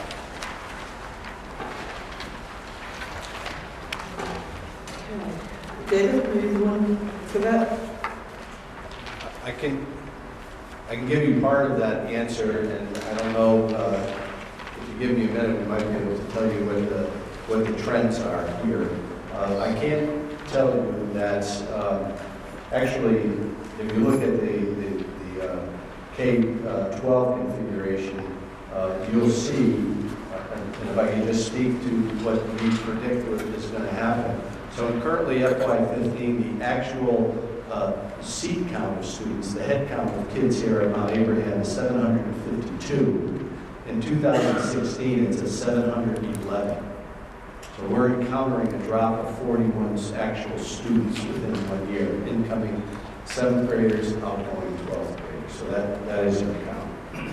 And this particular 6th grade class, the good news is that it's quite small. There's only 85 students among the 5-town area in 6th grade.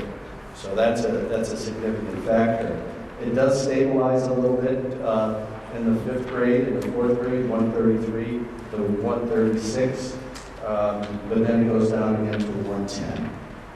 So we are actually more concerned about the funding formula changing because we do get I don't want to say credit, but we get the formula for our funding and our tax rate is based upon what's called an equalized pupil. So there's a mathematical formula that addresses what the cost of a student is through this term called equalized pupils. And if you look on another part in this budget report, actually, if you look on page 5, you'll see in section 13, it's just in the mid part of the page.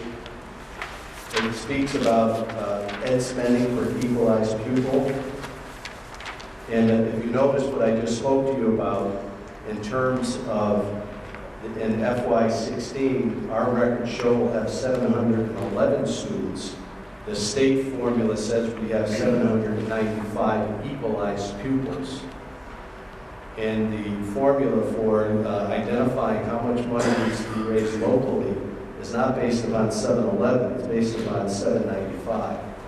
So even though we'll have some stabilization of student enrollment, the way the funding formula occurs is that in future years, without changes at the state level, or if there are changes at the state level, which they're predicting,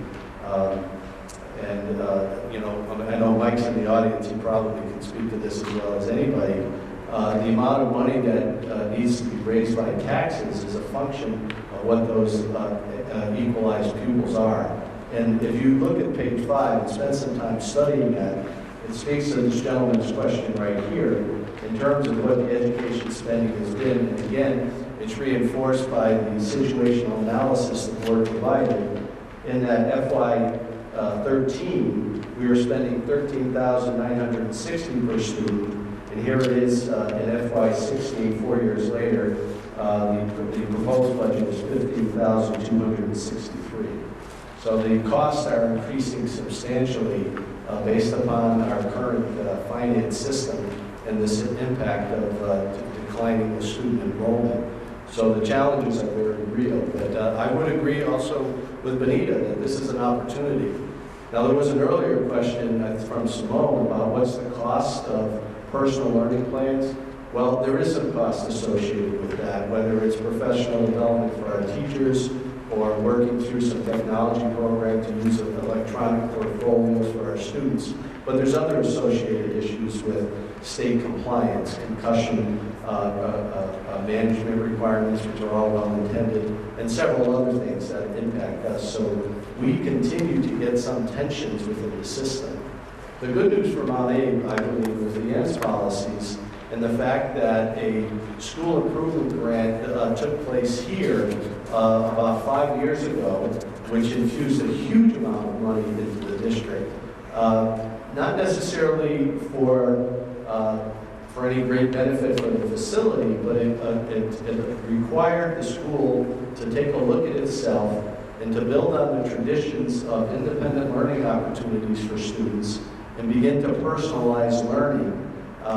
In the high school transformation that this faculty has done, and you see it through student voice right here, and I don't only mean our singers, but also the voice here in terms of the environmental club, is that the teachers and students know one another.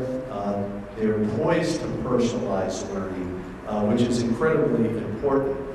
The budget does have these positions now as coaches. So we have math and literacy people that were formerly paid for by a grant that are now locally funded. And the network that Mount Abe has established with other like-minded schools, the League of Innovative Schools would be one, the I3 group is another, the secondary school group known as TAS would be a third. Those things, in fact, are really sustaining the change here. And the local budget does support that, but there are more and more challenges, and there will be some impact here. That's why we've done our best to provide a budget here that, in fact, spends overall less than the year before and increases what the voter has, or the taxpayer has to contribute by 3.8%. So it's a very strong effort to control the spending, but in spite of controlling the spending, our actual operating costs have gone up based upon this equalized formula. And if you look at page 5, you'll see that. So these challenges are real for all of us. I believe part of Mr. Bull's question, and he can correct me, is could you explain the difference between average student membership and equalized pupils? Is that right? Was that part of your question? I was actually going to ask sort of a follow-up. When you look at the incoming 6th, 5th, 4th, 85, 133, 136, how many do you actually get? I mean, is there a net drain going on, or is that a data point that is just not? How do you model that?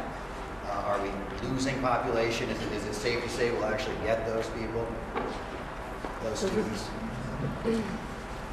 Okay.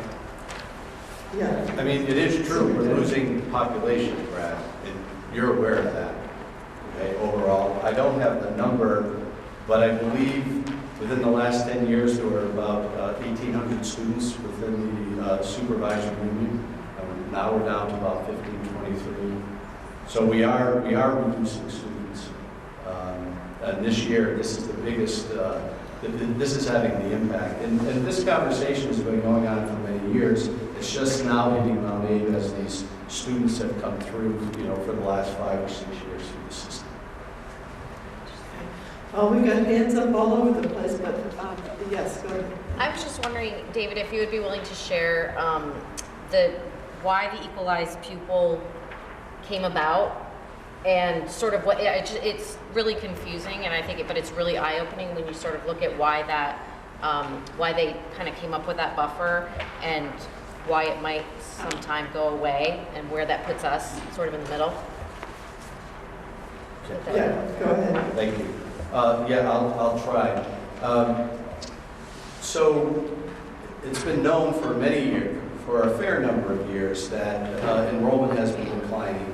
The state has done two things. The state has put a cap on how much you can spend, and you notice that it's called the excess spending threshold. So if you spend at a particular level, this year it's $17,100. Any dollar over that amount, you get double taxed for. So the state has built in these buffers for you to stop spending. The state also, though, provided somewhat of a parachute effect called, I'm forgetting what it's called, but it prevents the reduction in equalized pupils by no more than 3.5%. So we knew enrollment was declining. The state didn't want a school district to have to yo-yo their budgets because if enrollment went down and then it went up, it went down. They capped it and allowed us to only reduce the equalized pupil number by 3.5% per year. And as a result, you have what's an inflated number of equalized pupils. And it's now known within the vernacular in Montpelier as phantom students. We don't have 795. We don't have 795 students. We actually, for next year, we actually are going to have 711. If you, and by the way, if you take a look at, and I do apologize if I'm going on too long, I know my responsibility to be brief here, but you simply, if you look at the cost called net education spending, it happens to be on line 11 on page 5. It's a simple calculation. You divide the number of equalized pupils into education spending, and then you get your cost per spending, your cost of education spending per equalized pupils. That's the amount of money that gets raised locally.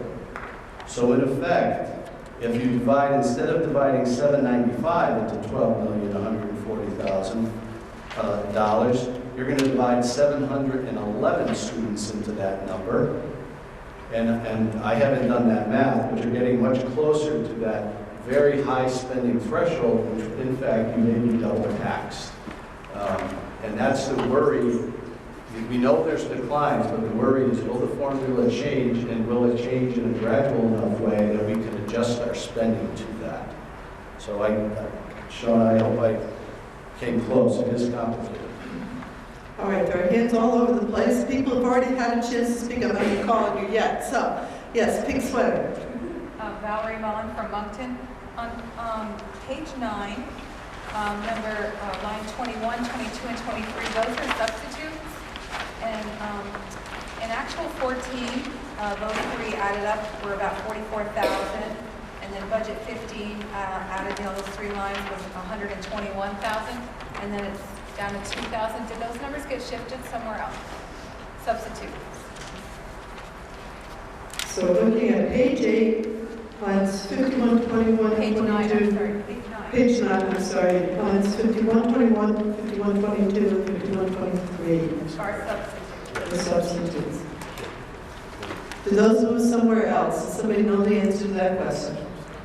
I can give it a try. David, correct me if I'm directing anybody to the wrong, but if you turn to page 10, the upper paragraph in line 5339, I believe that's where the sub-pay is moved to. Am I correct? Right. And there's an increase at 5339. And that takes into consideration an increase in sub-rate pay as well as moving. So it went from 121 to 326? It's now done by an outside company, and they are responsible for all benefits and all salary. So I believe, David, is that Howard can answer if I'm correct? I think Howard's going to take that if you can recognize. Okay, Howard? That has other professional services in there besides just the substitutes. So are we taking, just so I can understand, so are we taking that 132 and adding it to those other three lines on the other page to come up with the 326? Because you said it shifted over, you said... So you're looking at the 5122s on line 21, 22, and 23, when I added them up for year 4, for actual year 14, it was about 44,000. And then I added it up for budget 15, it was about 121,000. And what I just understood I heard is it moved over to page 10. You said line 39, it's now 326. Are you saying it's more because of just benefits, or did that also get added to the 132 budget on top of these? I mean, help me to understand that. Well, I can get started. You're pretty fast with that. So generally, let me describe what I think Dawn was explaining. What we've done for substitutes in generally. And substitutes lines are variable always because we really don't know what conditions might happen. We've increased the substitute pay from $70 a day to $80 a day. So we increased it by about 15%. I'm sorry, hold it, you're out of order. There's already someone So we've speaking out of increased the order. substitute line, so there's been an increase there in cost, okay, generally for operations. And then we took a 3-year average and we took out our high point here because we wanted to try to ensure that we have enough money. So if the line is zeroed out, it does mean that you no longer use that or it's been shifted to another line. And I think what I heard Howard say is that there are also some other professional services there. But by and large, substitutes pay has been increased. We want to attract more substitutes and pay them competitively. We've looked at 3-year averages and we want to try to have that line be as stable as we can. And if I could add one thing, on the equalized pupil question, at this point, the state has received about 90% of the budgets from the towns. And last year, the equalized pupil spending average in the state of Vermont was $13,909. This year, it's $14,347. We're in excess by a considerable amount of those benchmarks as the state average. I just want to make you aware of that. So we are spending in this district a lot more per pupil than the Vermont state average. That helps people maybe understand some of it. I'm looking, are there new hands? Nancy? Oh, I have so many questions, but just in relation to what Howard just said, on page 15, there's an attempt, I think, by the state of Vermont, this information comes from, to look at comparable schools and to look at their equalized spending per pupil. And it looks like we're kind of in the middle of the pack there. Yep. Well, I have the stats here if you want to look at it. It's an email from Brad James, who's the finance director at the AOE, and this is what he sent me as of today. And So this must be from, well, this is FY for the current. that's correct. That's correct. David, you have 15, 16 budget. 2000. This is the 14 year. Page 15 shows the data from FY14. We're currently in FY15, and then we're looking at the budget for FY16.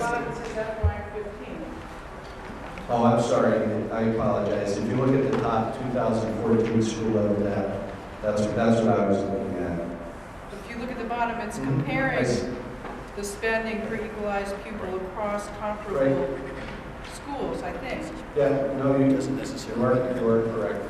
I think Howard was sharing some late-breaking information. This is the information that I was Brad today. today. You're more than welcome to look at it. But the real question I wanted to ask, if I could, I haven't been closely watching as the board has been building this budget, but I've heard that the proposed budget includes significant reductions in professional staff. What I heard was 8.5 positions of professional staff.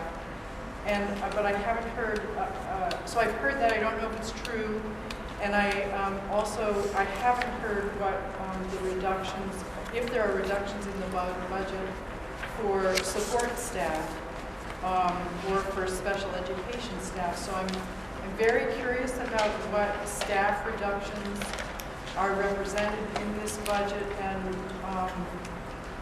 what programs those reductions are going to affect. Is there someone who can answer that question? So that is correct. It is 8.55 full-time equivalents. That includes, though, support staff in personal learning, and administrative support staff, what I call our tree team members. So we had undertaken an examination of class enrollment within the current schedule. And we found that class size was significantly reduced, and a fair percentage, nearly half of our classrooms were populated with less than 12 students. And we did do an analysis of the past 3 years in terms of enrollment trends, and believe that we can provide adequacy of coursework and enrollment based upon these current numbers. Now, within this budget, which had you followed some of the development of it, it's also a restructuring of the administrative office. So several years ago, we had a late year resignation, an August resignation. One of our principals, assistant principals here, took an elementary position, and we filled that position temporarily with a couple of staff members who were not trained administrators. What we are going to do is restore a traditional administrative team with a principal to assistant principals, and we move towards a director of guidance model as well. A number of these changes that need to be put into place relative to personal learning plans, proficiency-based graduation requirements, will require some additional supervision and management of student services. So that's what we've added there. So even though there are some staff reductions, there are some additional investments in this administrative area, as well as the student support area. David, I think Nancy's question partly was, where specifically are those reductions being made? So I think I indicated support staff, personal learning, and the administrative team. Also in English, science, and math, and foreign language, industrial arts, art, physical education, and driver's ed. We also have a part-time 504 coordinator position, which would be replaced through a K-12 student support position, and that's funded at the SU level. And essentially, that's a position that can be served here at Mount Abe, as well as the elementary levels. Madam Moderator, I just have a question. It involves ratios. Well, excuse me, I haven't recognized you. I've called on you several times, and there's lots of other people that have their hands up.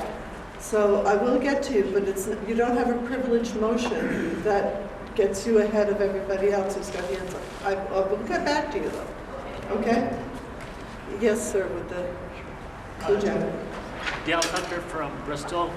Can you explain for me one more time why we have reduced number of students, reduced number of teachers, but we need an increased administrative staff? Please. David, are you the right one to answer that?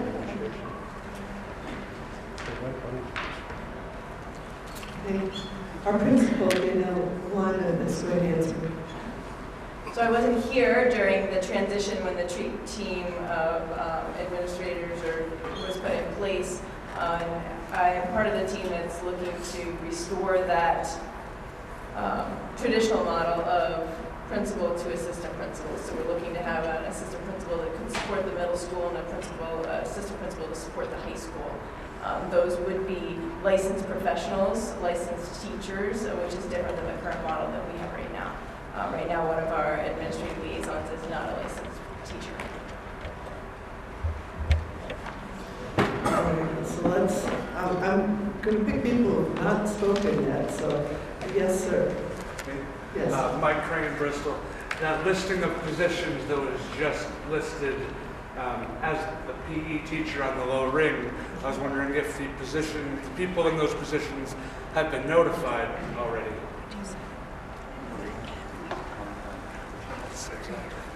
So I've been working closely with the school counseling department to have all of our students submit their course requests for next year. And we just started looking at those numbers at our teacher leader meeting today. We delivered those numbers to the teacher leaders. And those are the numbers that we're going to use to determine what the needs are in our building. And we're really looking to use the needs of our students to determine what the staffing model looks like. I've been trying to have conversations with, at one point or another over the past few months, the teachers that would be impacted by staffing changes. And we continue to have those conversations and will until we're able to make all of our final decisions based on the student needs. Contractually, you have to let them know right now that they don't have a position. Excuse me, sir, you haven't been recognized. Do you have a brief follow-up? I would like to, that same question. Would I have been When is the notified? notification date in the contract?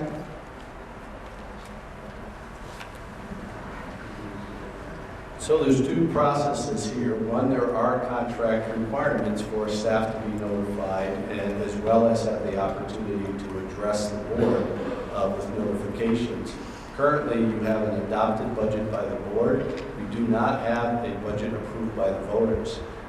It's important that people understand that that process of voter adoption of the budget will then determine, with some other factors such as student enrollment, it'll determine what type of contracts can be offered. But it's premature until there's an approved voter budget to actually begin any type of reduction in force notification. But isn't there a date in the contract by which you need to notify of a There is, potential risk? I believe it's April 1st. Okay. Thank you. Light blue shirt, did that answer your question? Yes? No, I was just saying yes. Okay. Thank you. All right. Yes, Wanda. I'm Wanda Bouvier from Bristol, and I'd like to know, could somebody tell me what the cost right now is of all the current students that we're outsourcing?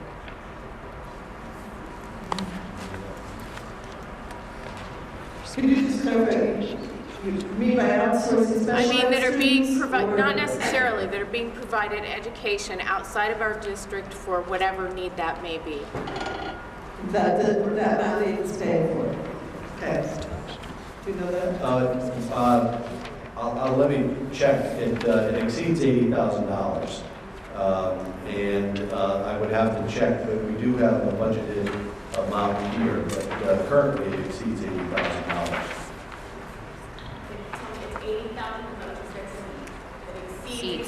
It exceeds $80,000, correct? And in the current FY15 budget.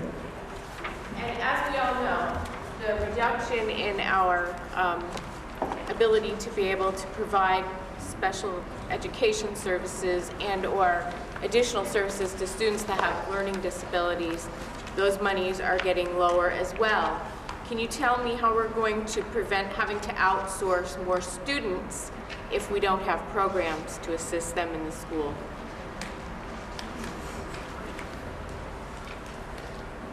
David?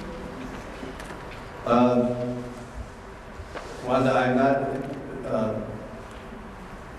precisely sure that I understand the question. Outsourcing, we're not sending jobs overseas. We're trying to. We're trying to meet the specific needs of students who, for whatever reasons within their life, aren't able to be educated here within the physical confines of the building. And there have been, those student needs have been present in past years, and they're present this year, and will likely to be present in the future. What we want to do is ensure that we build capacity, pre-K through high school, for our kids to get high-quality first instruction, and then we have the supports in place to respond to their needs, irrespective of categorical descriptions, IEP or 504. We want to be able to serve all students at the highest levels. We have to work together to develop systems in order to do that. All right. Okay, the... I just want to talk about the population of students, accelerated students. We haven't discussed that tonight. I'm talking about making class sizes larger. I know a lot of the accelerated classes for students are often smaller, such as the middle school math classes. So in this budget, the base classes budget, there might be some accelerated classes to be cut. And that would be a big concern of mine. That's just the population that we can't discuss this evening, that students will be challenged, hopefully in every class and every grade to their level, and not have to go see. No, that's that. No, I mean just making sure that that population is addressed in the schools where we shift and change. My daughter's in that math program this year. I'd like my other kids to have a chance to get in that math program. Amsterdam was awesome. She's amazingly passionate, most amazing teachers I've ever met. I'd like her to keep being able to do her thing. So that's just my 2 cents for this evening. Principal Lyman? So yeah, it's a goal for us to challenge all of our students to be proficient or exceed proficiency in all of their classes. Just looking at the preliminary numbers, I don't see that our upper level classes and our more challenging classes are going to be impacted in that way. We are definitely looking at different models to be more efficient and provide more rigorous opportunities for all students in all classes. And there has been some conversation about a shift in what the math model looks like in terms of aligning, doing a lot of different things, but one of the things we'll start with is aligning our curriculum that we offer to the Common Core, and that will cause some shifts both in the middle and the high school, specifically to math and such. That's what you asked about. Ken Weston? I wasn't going to raise this, but this might be a good time. If you go to page 11, the last line, and I realize dollar-wise it looks like a small amount. The amount we paid with the budget passed in the year. As most of us realize, whenever we're considering budget items, we're always looking at two areas that tend to suffer quite often because of that. One is sports, and the other is fine arts and performing arts. And I don't know if you folks realize, but I've been noticing over the last year or so that the Vermont Headmasters Association do an awful lot of advertising statewide in support of sports. But I've never heard one advertisement under their authorization having to do with the fine arts or the performing arts. And it seems to me that somebody in authority can put some pressure on the headmasters to keep that out of it. Thank you. Ken? Question? Other comments? Okay. I will come back to you. You were there in the corner. You've been waiting patiently. I could have recognized you. Thank you very much. I got a little passionate there for a moment. So I don't know where that extra $10 is going, but as a substitute teacher, it's not coming to me. But anyways, that's the side point. Main reason I wanted to stand up was wondering about the ratios for students, paraeducators, staff educators, and the students, and what that's actually going to look like. Since I know we have to do a lot of budget cuts and all of that, I hear rumors that like the White House might be closed down and that students that need the one-on-one will actually be put in classrooms about the size of 32. So I wasn't sure where the number of 12 came in per classroom. There's a lot of students, specifically in the high school. And I know right now there are 2 kindergarten classes in Moncton, and collectively they're about 40 to 50, I don't know, maybe 32. Somewhere between 32 and 50 kindergartners in Moncton right now. So I'm just wondering what the ratio is going to look like when they get into high school, if we're going to be chopping down paraeducators. Thank you. Probably a little hard to predict what kindergartners are going to be doing 7 years from now, but can you answer the part about the class ratios after the If the budget is adopted, the cuts are made that you're anticipating. So we are working on ratios. You heard within the presentation, if you were here in the room, what the Secretary of Education, what they described the ratio to be, in a pretty dramatic shift over several years. We're trying to sort out some of those formulas. We believe that they include the people who don't have direct services to students, so the boards are beginning to look at some data points. So finding that proper ratio is really a challenge and is going to be important. One word on ratios, and I'll try to speak to the question about the White House. The Addison Independent recently, about 2 months ago, had an editorial speaking about the ratios of staff students in Vermont and pegged it somewhere at 1.9. And I think we saw some data tonight about that. In New England, they also described it at 1 to 12, and nationally 1 to 15. I don't know if those are the right numbers, and I don't know how those numbers were figured. We need to do what some folks are calling right sizing. At the high school, there are low enrollments in classes, and we need to continue to monitor the number of sections we can provide to make sure we have high quality sections, and for our high achieving students, that's incredibly important. We'll continue to work on that, and it's finding this balance between cost and the ratio of students to teachers in our program offering. Relative to the White House, and as well as our trailers, you should be aware that after the study within the facility in the fall, it became very clear to us that operating external satellite locations for instruction into the White House, which is what we refer to as the house coming into the campus, which was at one point a supervisory union office, I'm told, correct, Nancy? And these trailers here, that we're heating external spaces here, and we may not be able to provide the proper amount of security and supervision. So there's going to be some discussions about that, outside of any staffing issues. In terms of students with special needs, special education is highly regulated.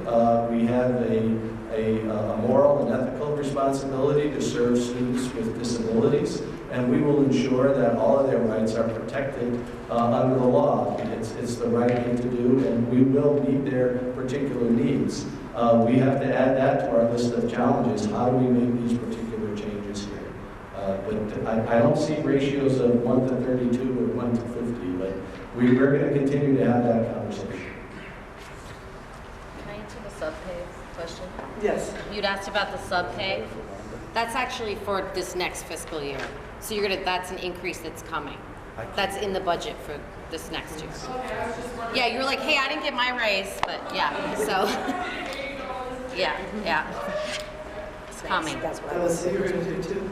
Okay. Further questions? Yes. You blue shirt. Sorry. I just would like to know, okay, so the budget for 16 is up 3.04%. However, us as taxpayers, because of, I assume, less revenue coming in from the Fed and the state, our tax bill is up 11.49%. I've got that right so far, right? Slow down, we're shuffling papers here a little bit. So you talked about our ed spending up 3-point-something%? The fiscal 16 budget is up a proposed 3.04% from last year. Not overall spending, the education spending is up. That's what I meant. The budget, I understand, is down, but the education spending is up. Yeah, and our tax bite is up 11.49%. You're asking how. You have a page in the book. We're getting a large, well, I'm going up to this right here. The thing I took off the website.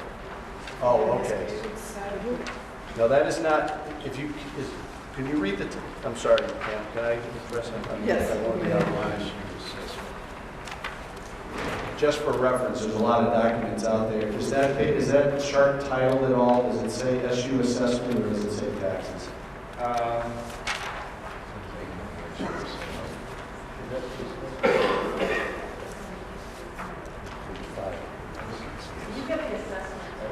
Yeah, that's the contribution that Abraham makes to the supervisory union budget. That is not your tax rate increase. All right.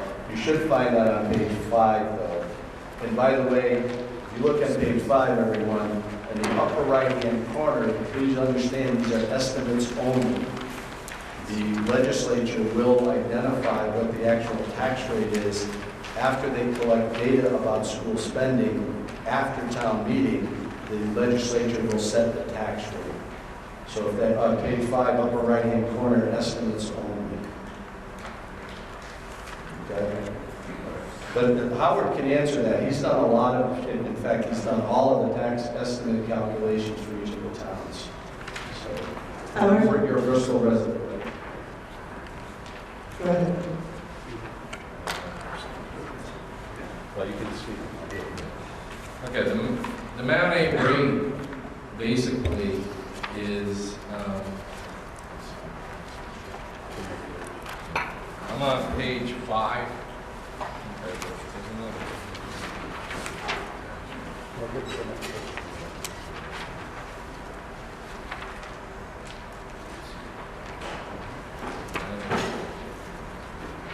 The Mount A tax rate is 0.8144 as prorated in Bristol. The actual elementary rate is 0.620. Page 6. Yeah, I'm on page 6 of the blue book. So the actual tax rate for everybody in Mount A, based on the estimate, if you look in the next to the last column, it says under Mount A, 1.6137. That's the Mount A tax rate for each. That's the overall tax rate that Mount A is assessing to all the districts.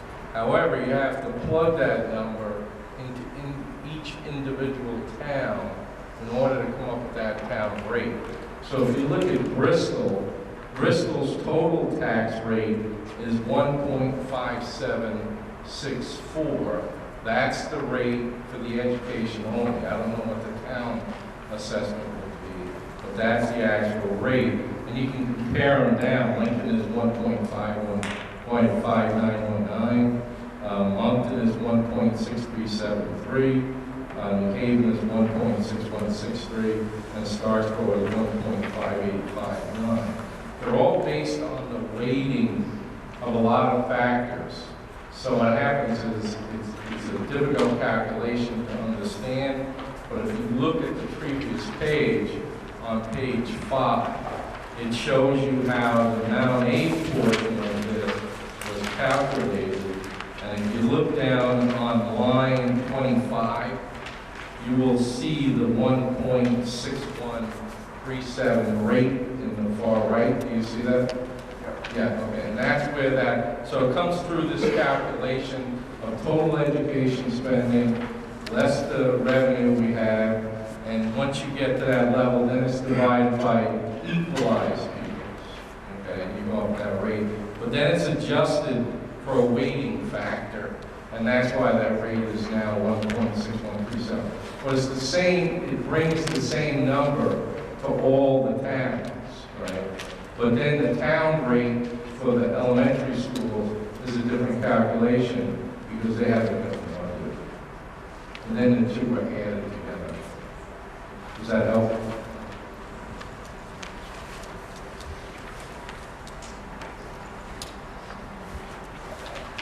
Thank you. Yes, Mike Boucher. Justin Bouvier from Bristol. Justin, sorry. So, first, I think any broad statements hurt anybody. So saying that education hasn't changed in 100 years is a slap in the face. Teachers taught 3 subjects, reading, writing, and arithmetic, 100 years ago. We not only teach those subjects, we teach other subjects, and we provide needs for the children that teachers never provided. We're at, David, Superintendent Adams has said that we're cutting only 8.5. He listed 10 positions. So I counted when he listed where they're being cut from. It was 10 different places, only 8.5 people. I am on the tree team, did not know, have not been formally told before a public meeting that my job is being reduced or not existing next year. So that feels like it's a breach of contract. However, I want to draw attention to the fact that this reserve for negotiations, I have talked to the head of VHI, which the teachers are currently on. Our insurance, if we continue on VHI, would be going up 4.5%. If you subtract 4.5% from the, or add 4.5% to our current health insurance, which is line 5211 on page 9, that's an increase of $48,000. Then if you take the leftover money, which we've been told is for teachers' salary in the professional line, 5955, that would be giving every single teacher a 5% increase. And right now, the board has proposed a 0 for negotiations. So I'm just wondering, we've never received 5, ever, maybe years and years and years ago, but I'm wondering why the board budgeted 5%, which is a substantial raise, and I'd be happy to take it, but why they budgeted at least 5% for teacher negotiations for professionals? That's a difficult question. I don't know if you feel like you can answer whether that needs to be subject to the negotiation. Well, I'm not going to speak to negotiations, nor should the board, but those are very broad statements, and I think they're not completely accurate. If you have a specific budget line question, I'd be happy to attempt to address it, as I'm sure the board will. I think he's referring to page 21, lines 5955, 5956, and 5957. Maybe 5958. Am I right? Yeah, I'm just wondering why there's $290,353 budgeted for negotiations on 5955 on page 9. On page 9, I'm sorry.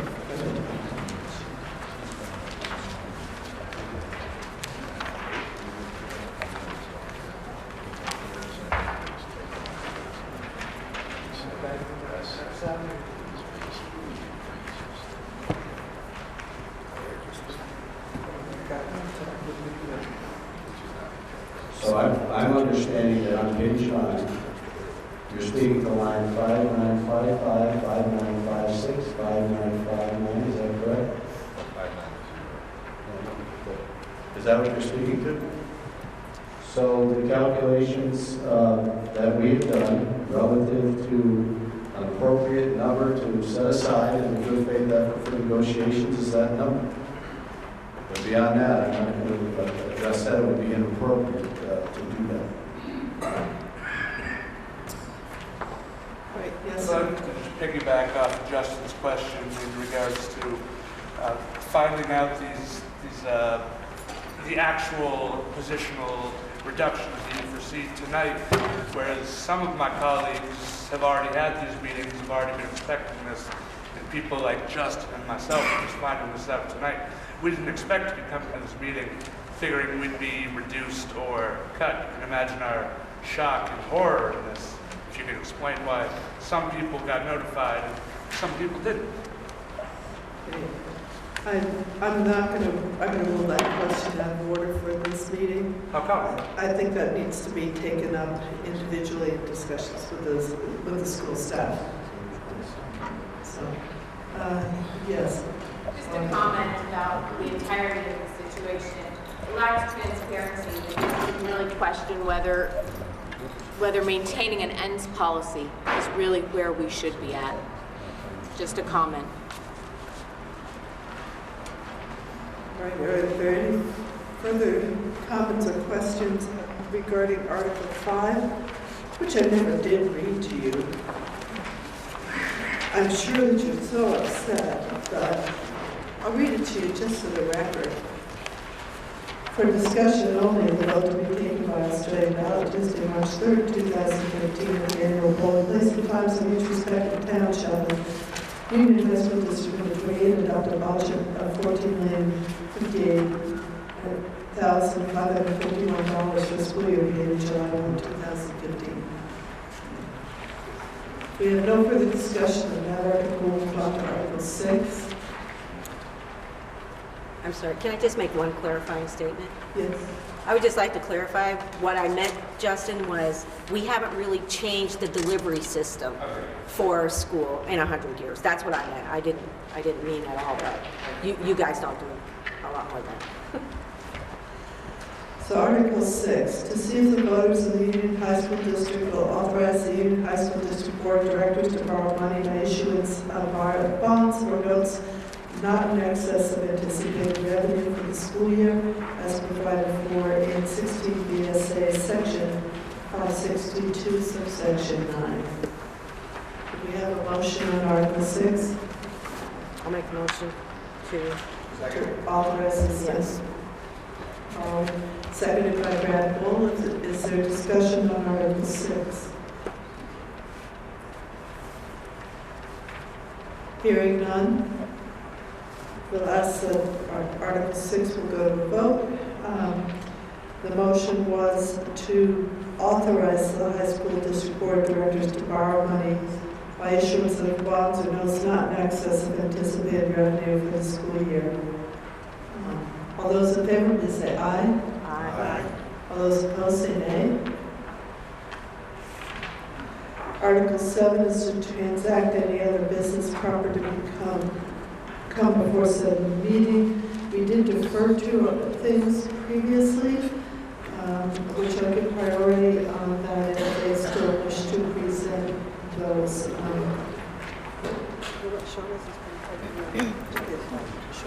I don't need that. Hi, I'm Shauna, and I've chaired the Facilities Advisory Committee for the past couple of years. And we've been really busy kind of engaging with the community, finding out what priorities are, visiting schools and select boards, and giving lots of tours of MtAbe. It was almost unanimous that folks agreed that our school is in need of a makeover. What wasn't unanimous was how much money it's going to cost. Certain issues like air quality, natural light, and creating flexible learning spaces were things that topped the list. After the bond vote in November failed, our committee met, and we also joined with some interested community members that kind of came out of that whole process, and created a survey to further sort of refine what the priorities are with the building and the community and the school. So we have hard copies of that here. You can also access it online on the MtAbe website or on the MtAbe Facebook page. Another one of our goals is to sort of figure out how to reach out to folks in our community who don't necessarily spend time in this building or have kids in this building, but are taxpayers and have an interest. And also folks that don't have access to technology or don't know, they just don't have a computer at home. How can we reach them and get them to get their input so that we can further sort of guide this process? After town meeting, we'll meet as a group again, and the board will talk about sort of how we're going to look at the survey results and how we want to take it from there. Because obviously the building is still in need. That hasn't changed, and we just need to sort of figure out how to take it to the next level. You know, I think, Mr. Quitner, go ahead. you know, you say the building's in need. I think there's more important that what happens inside the building, to me, seems like there's a great need. And using the community so juniors and seniors don't have to depend on the building. This is a design, and I've seen individualized where kids just go in a corner and nobody knows what they're doing, and they called it. And these were schools not even in Vermont, Massachusetts and Connecticut. It was chaotic because there wasn't a design, there wasn't the follow-up and enough staff to do the record keeping, to talk with the kids on what they're doing, so the kids, like the teachers, aren't wasting their time during the school day. That is why kids are here, so that they get the biggest bang for their bucks, and we're paying teachers where we should be using them to get the biggest bang. And that doesn't mean spending $30 million on that building. That means having people that are familiar designing a plan so that the curriculum can be installed outside the community. Delivery doesn't mean here. It could be any place in Addison County. It could be sharing a class in Virginia or down in Middlebury College. Transportation, interactive learning, so kids could take a language class at Middlebury College, watch it here. Once a week they go down to the class at Middlebury College. I think we have a lot to do without, I think there are certain things that need to be done with this building, the air quality, windows and things like that, but we have a lot to do inside so kids can be outside the building. All right. Yeah, if you haven't, Mr. Quintner already filled out a survey, I suggest you do. Is there any more discussion with respect to the building? Okay, Bob, do you still want to talk about the ENDS program? That's appropriate, yes. Yeah, you may. Thank you. Any other business? Thank you. The ENDS policies were handed out earlier before the meeting started, so people should have that. ENDS policies and a lot of other policies too, but the first page is the ENDS policies. As was mentioned before, these ENDS policies are what we as a community want our children to know and to be able to do when they graduate from Mount Abraham to ensure that they have the best possible success as they go forward into their future, whatever path they choose to take. So right off the top, the first thing that the ENDS policy talks about are the core subjects. You have to teach the core subjects, just like English and math and science, social studies and history, arts, health, fitness, nutrition. Those things are the core subjects that all students need to learn. But while we're doing that, we want to be able to have them navigate a very rich media environment. As you know, media is a huge thing that affects all of us these days, especially our young people. And critical thinking goes along with that in terms of what they get out of that media, how they think about it, and how they accept it, and challenge it, etc. The next biggest ENDS policy item is life and career skills.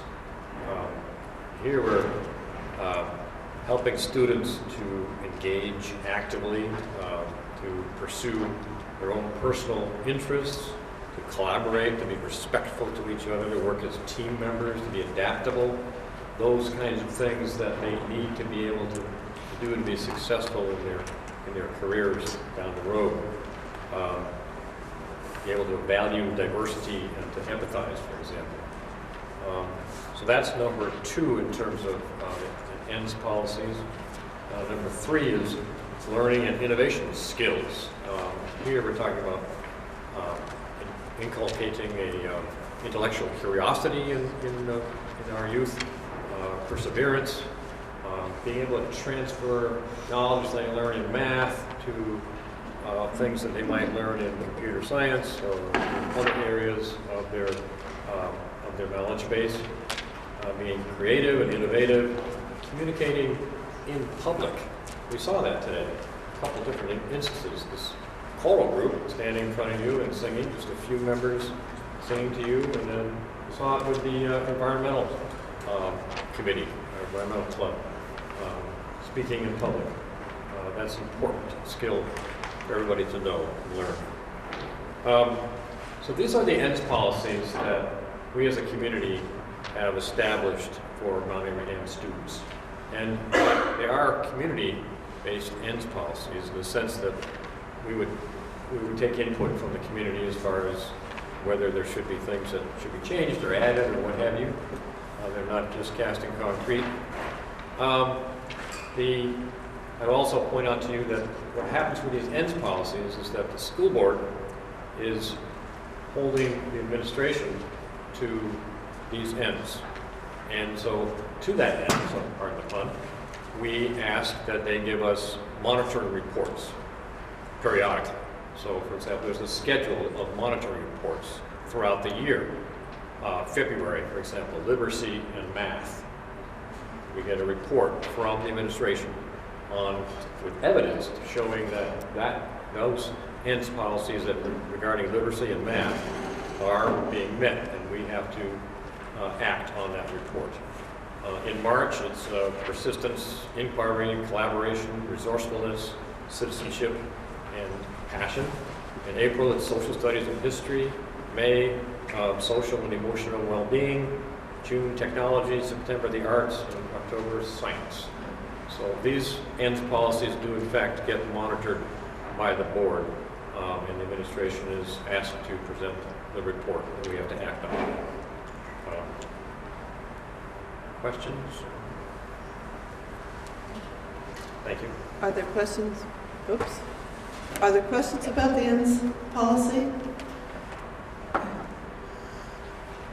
If not, are there any other issues that the remaining people would like to bring up? Yes, Dawn.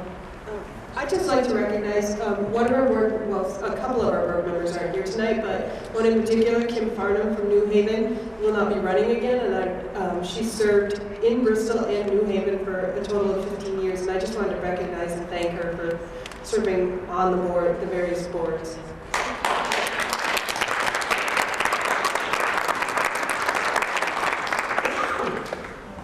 I'd like to recognize and thank all of you who came out tonight. This meeting was the most well-attended meeting that I've seen probably at least in the last 10 years. So I really appreciate that. I know that there are quite a number of teachers that are here or were here, and that is, I think, also important that people are engaged in trying to learn about what's going on.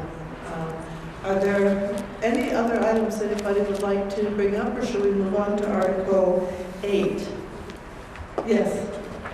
I was wondering if we could meet somewhere like in the cafeteria or something next year. This does not work. Can't understand everything that you're saying in the microphone. I don't know if the microphones aren't on or what, but it's too big a space for just the people who are here. So that might be a consideration in setting up the meeting for last year. We've been doing it in the library for the last few years, and I think that would have been too small for the group that we had tonight, but thank you. Mr. Hilbert. Just a request. I know I'm probably going deaf, but beyond that, I've heard others say the same thing. Most of us are hearing maybe half of what's being said tonight. And if anybody wants to know more about how to talk in public, I'd be glad to talk to you about it. Having had training. But such things as moving a microphone in front of you does not help. The PA system is just not doing its job, folks, I'm sorry. And you wonder why people are leaving? Probably a lot of them are leaving because they can't hear. They can't understand. So for next year, let's have a good PA system. And go to the cafeteria. Perhaps less spacious space that where the PA system is more effective, is what I'm hearing, okay? Yes, sir. Yes, I'm Chris Nezen. I teach in the middle school. I also live in Lincoln.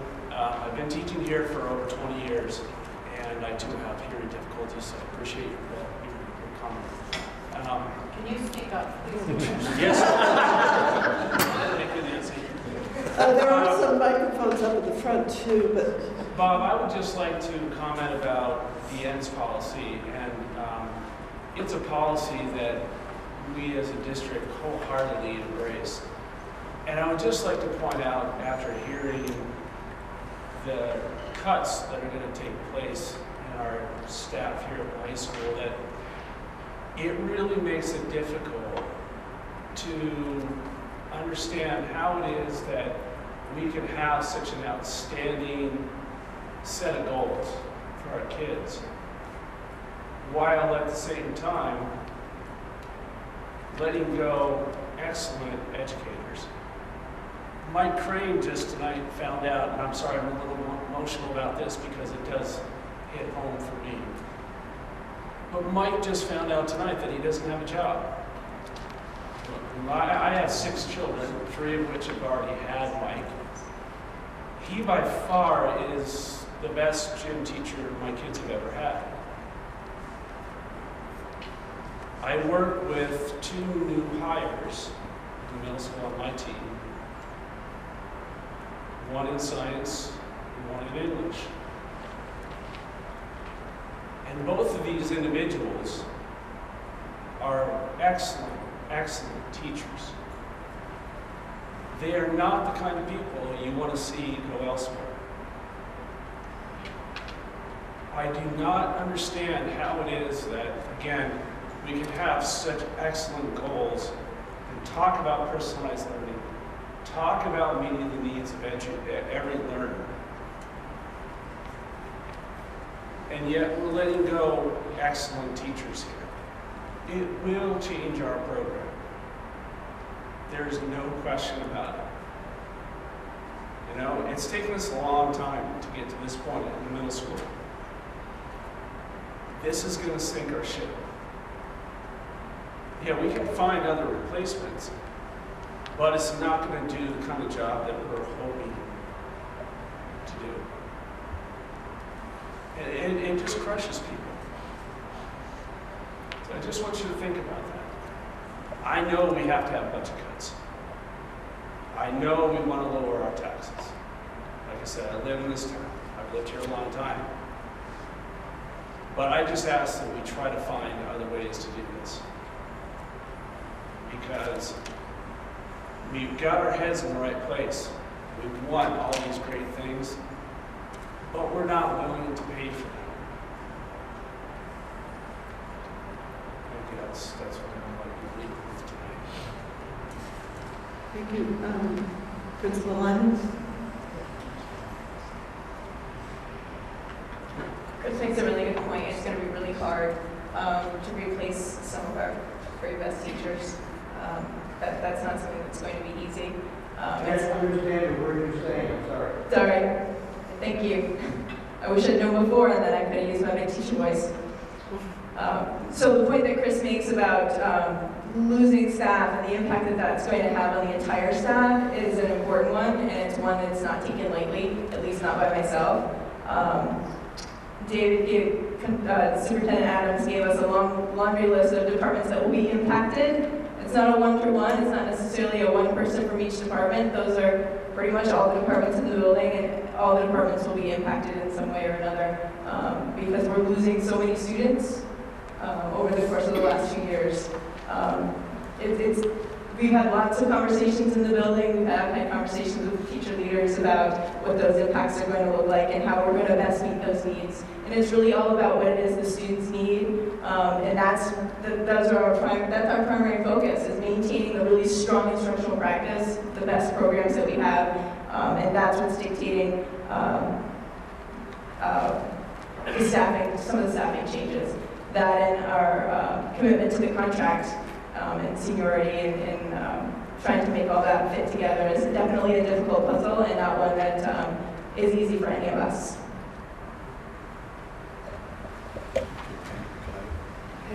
Yes. And use the mic. Thank you.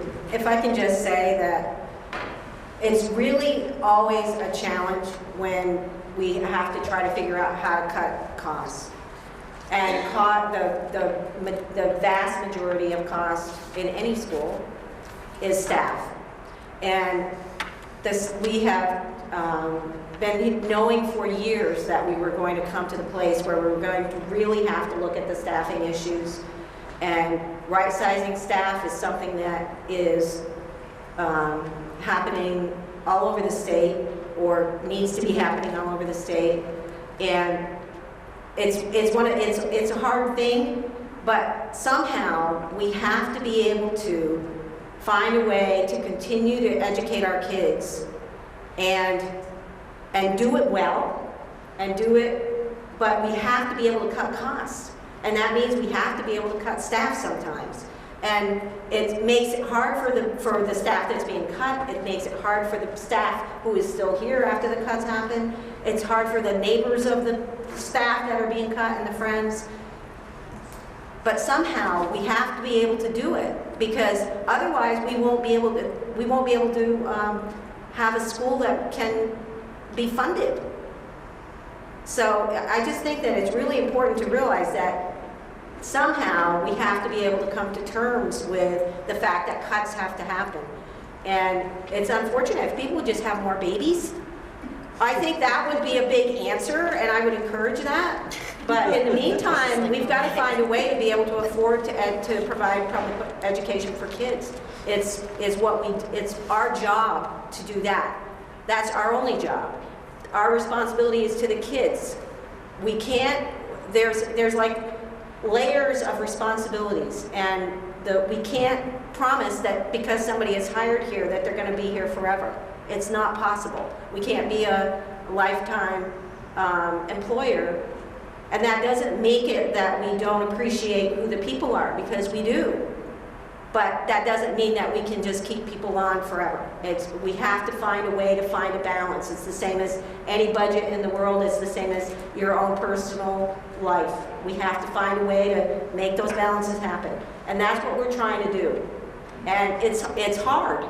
It's not easy to do. It's not easy for anybody at this table. It's not easy for anybody in this audience. But somehow we have to be able to do it. And I feel like there's a realistic view that we have to be able to come to on that. And so I hope that we'll be able to all get there together and still be friends. Yes, sir.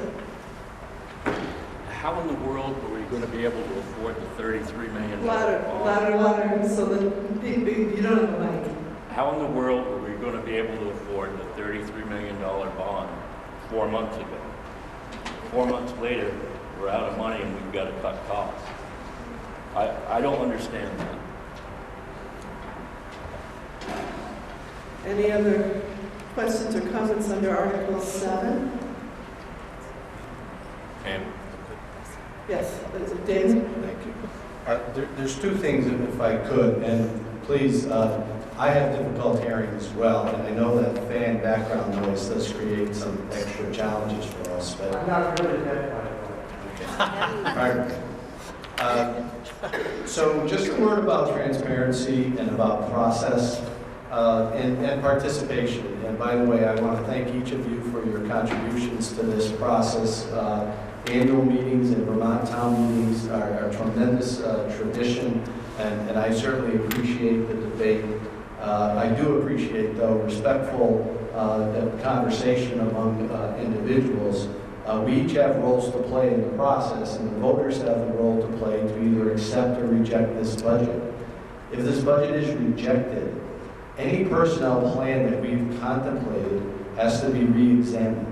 So I would like to assure you that conversations have been held with people, but without certainty, because we don't have certainty until we have a budget. After a budget is finally approved, we will work as best we can to support our staff with staff changes. We certainly hope that attrition will play a significant role. In fact, we've already received some teacher retirements, and we know that some of our young people are moving across country to do other exciting things in their lives. So we are certainly hopeful that we will make some of these changes through attrition. But after that, there is a process for the Teachers Association to be heard, to come before the board, and then the board to publicly act relative to any reduction in force. So there is a process to take place. This is one part of it, but I want to assure you that it has been transparent. If you had followed this budget conversation, the board's experience in early October, the situational analysis, some members of the board attended regional meetings with the School Boards Association and heard the Secretary of Education being given a directive by the governor to talk to school boards. We have developed a staffing strategic patterns to build the budget over months, and these conversations have been had in public session with the board. But I want to assure you, we do care about people. We care about our kids first and foremost, but we can ask for your continued support of the efforts for this particular challenge and this budget, or whatever the next challenge may be. And this facility is going to continue to be a challenge in one way, shape, or another. So I clearly understand the question, how could we have made the proposal in the fall and made this proposal now? We've got a different, in my view, different reality right now, and we heard loud and clear from the voters. So I just wanted to explain that this is all part of one process right here, and we're going to endeavor to continue to support our kids and staff in the community. Thank you. Yes. And Stephanie Ahern from Starksboro. I think what Denny was saying was wondering about the money that was going to go towards the building, and then all of the cuts of the staff. I think that's what he was saying. But question I had was, with the 504 plans, right? There's part-time staff members are going to be cut down so that it's like district-wide. Does that mean there'll be one person for K through 12 in the entire district? What would that look like? Because I know what it's looking like for the... I'll ask Secretary Adams to respond to that. I can answer. I have to be recognized, though, before I can answer your question. The answer is yes. We found that we do not have an effective communication system from 6th grade to 7th grade. We want to ensure that we support students, whether they're on educational support team plans or 504 plans, that have a K-12 support system, and that's what that position is taking place. We really don't think there's any net loss here at Mount Airy. So this would be, sorry. I think what you may be asking how many paras are going to do 504. What he's talking about is just administration. It's going to be one administrator handling 504s. We're not talking about the number of paras that are doing 504. That's all coordinated now from the superintendent's office, not the mandated budget. Okay. Any more questions? Would anybody care to make a motion to adjourn? Motion to adjourn. Is there a second? All those in favor, please say aye. Aye. All those opposed, say nay.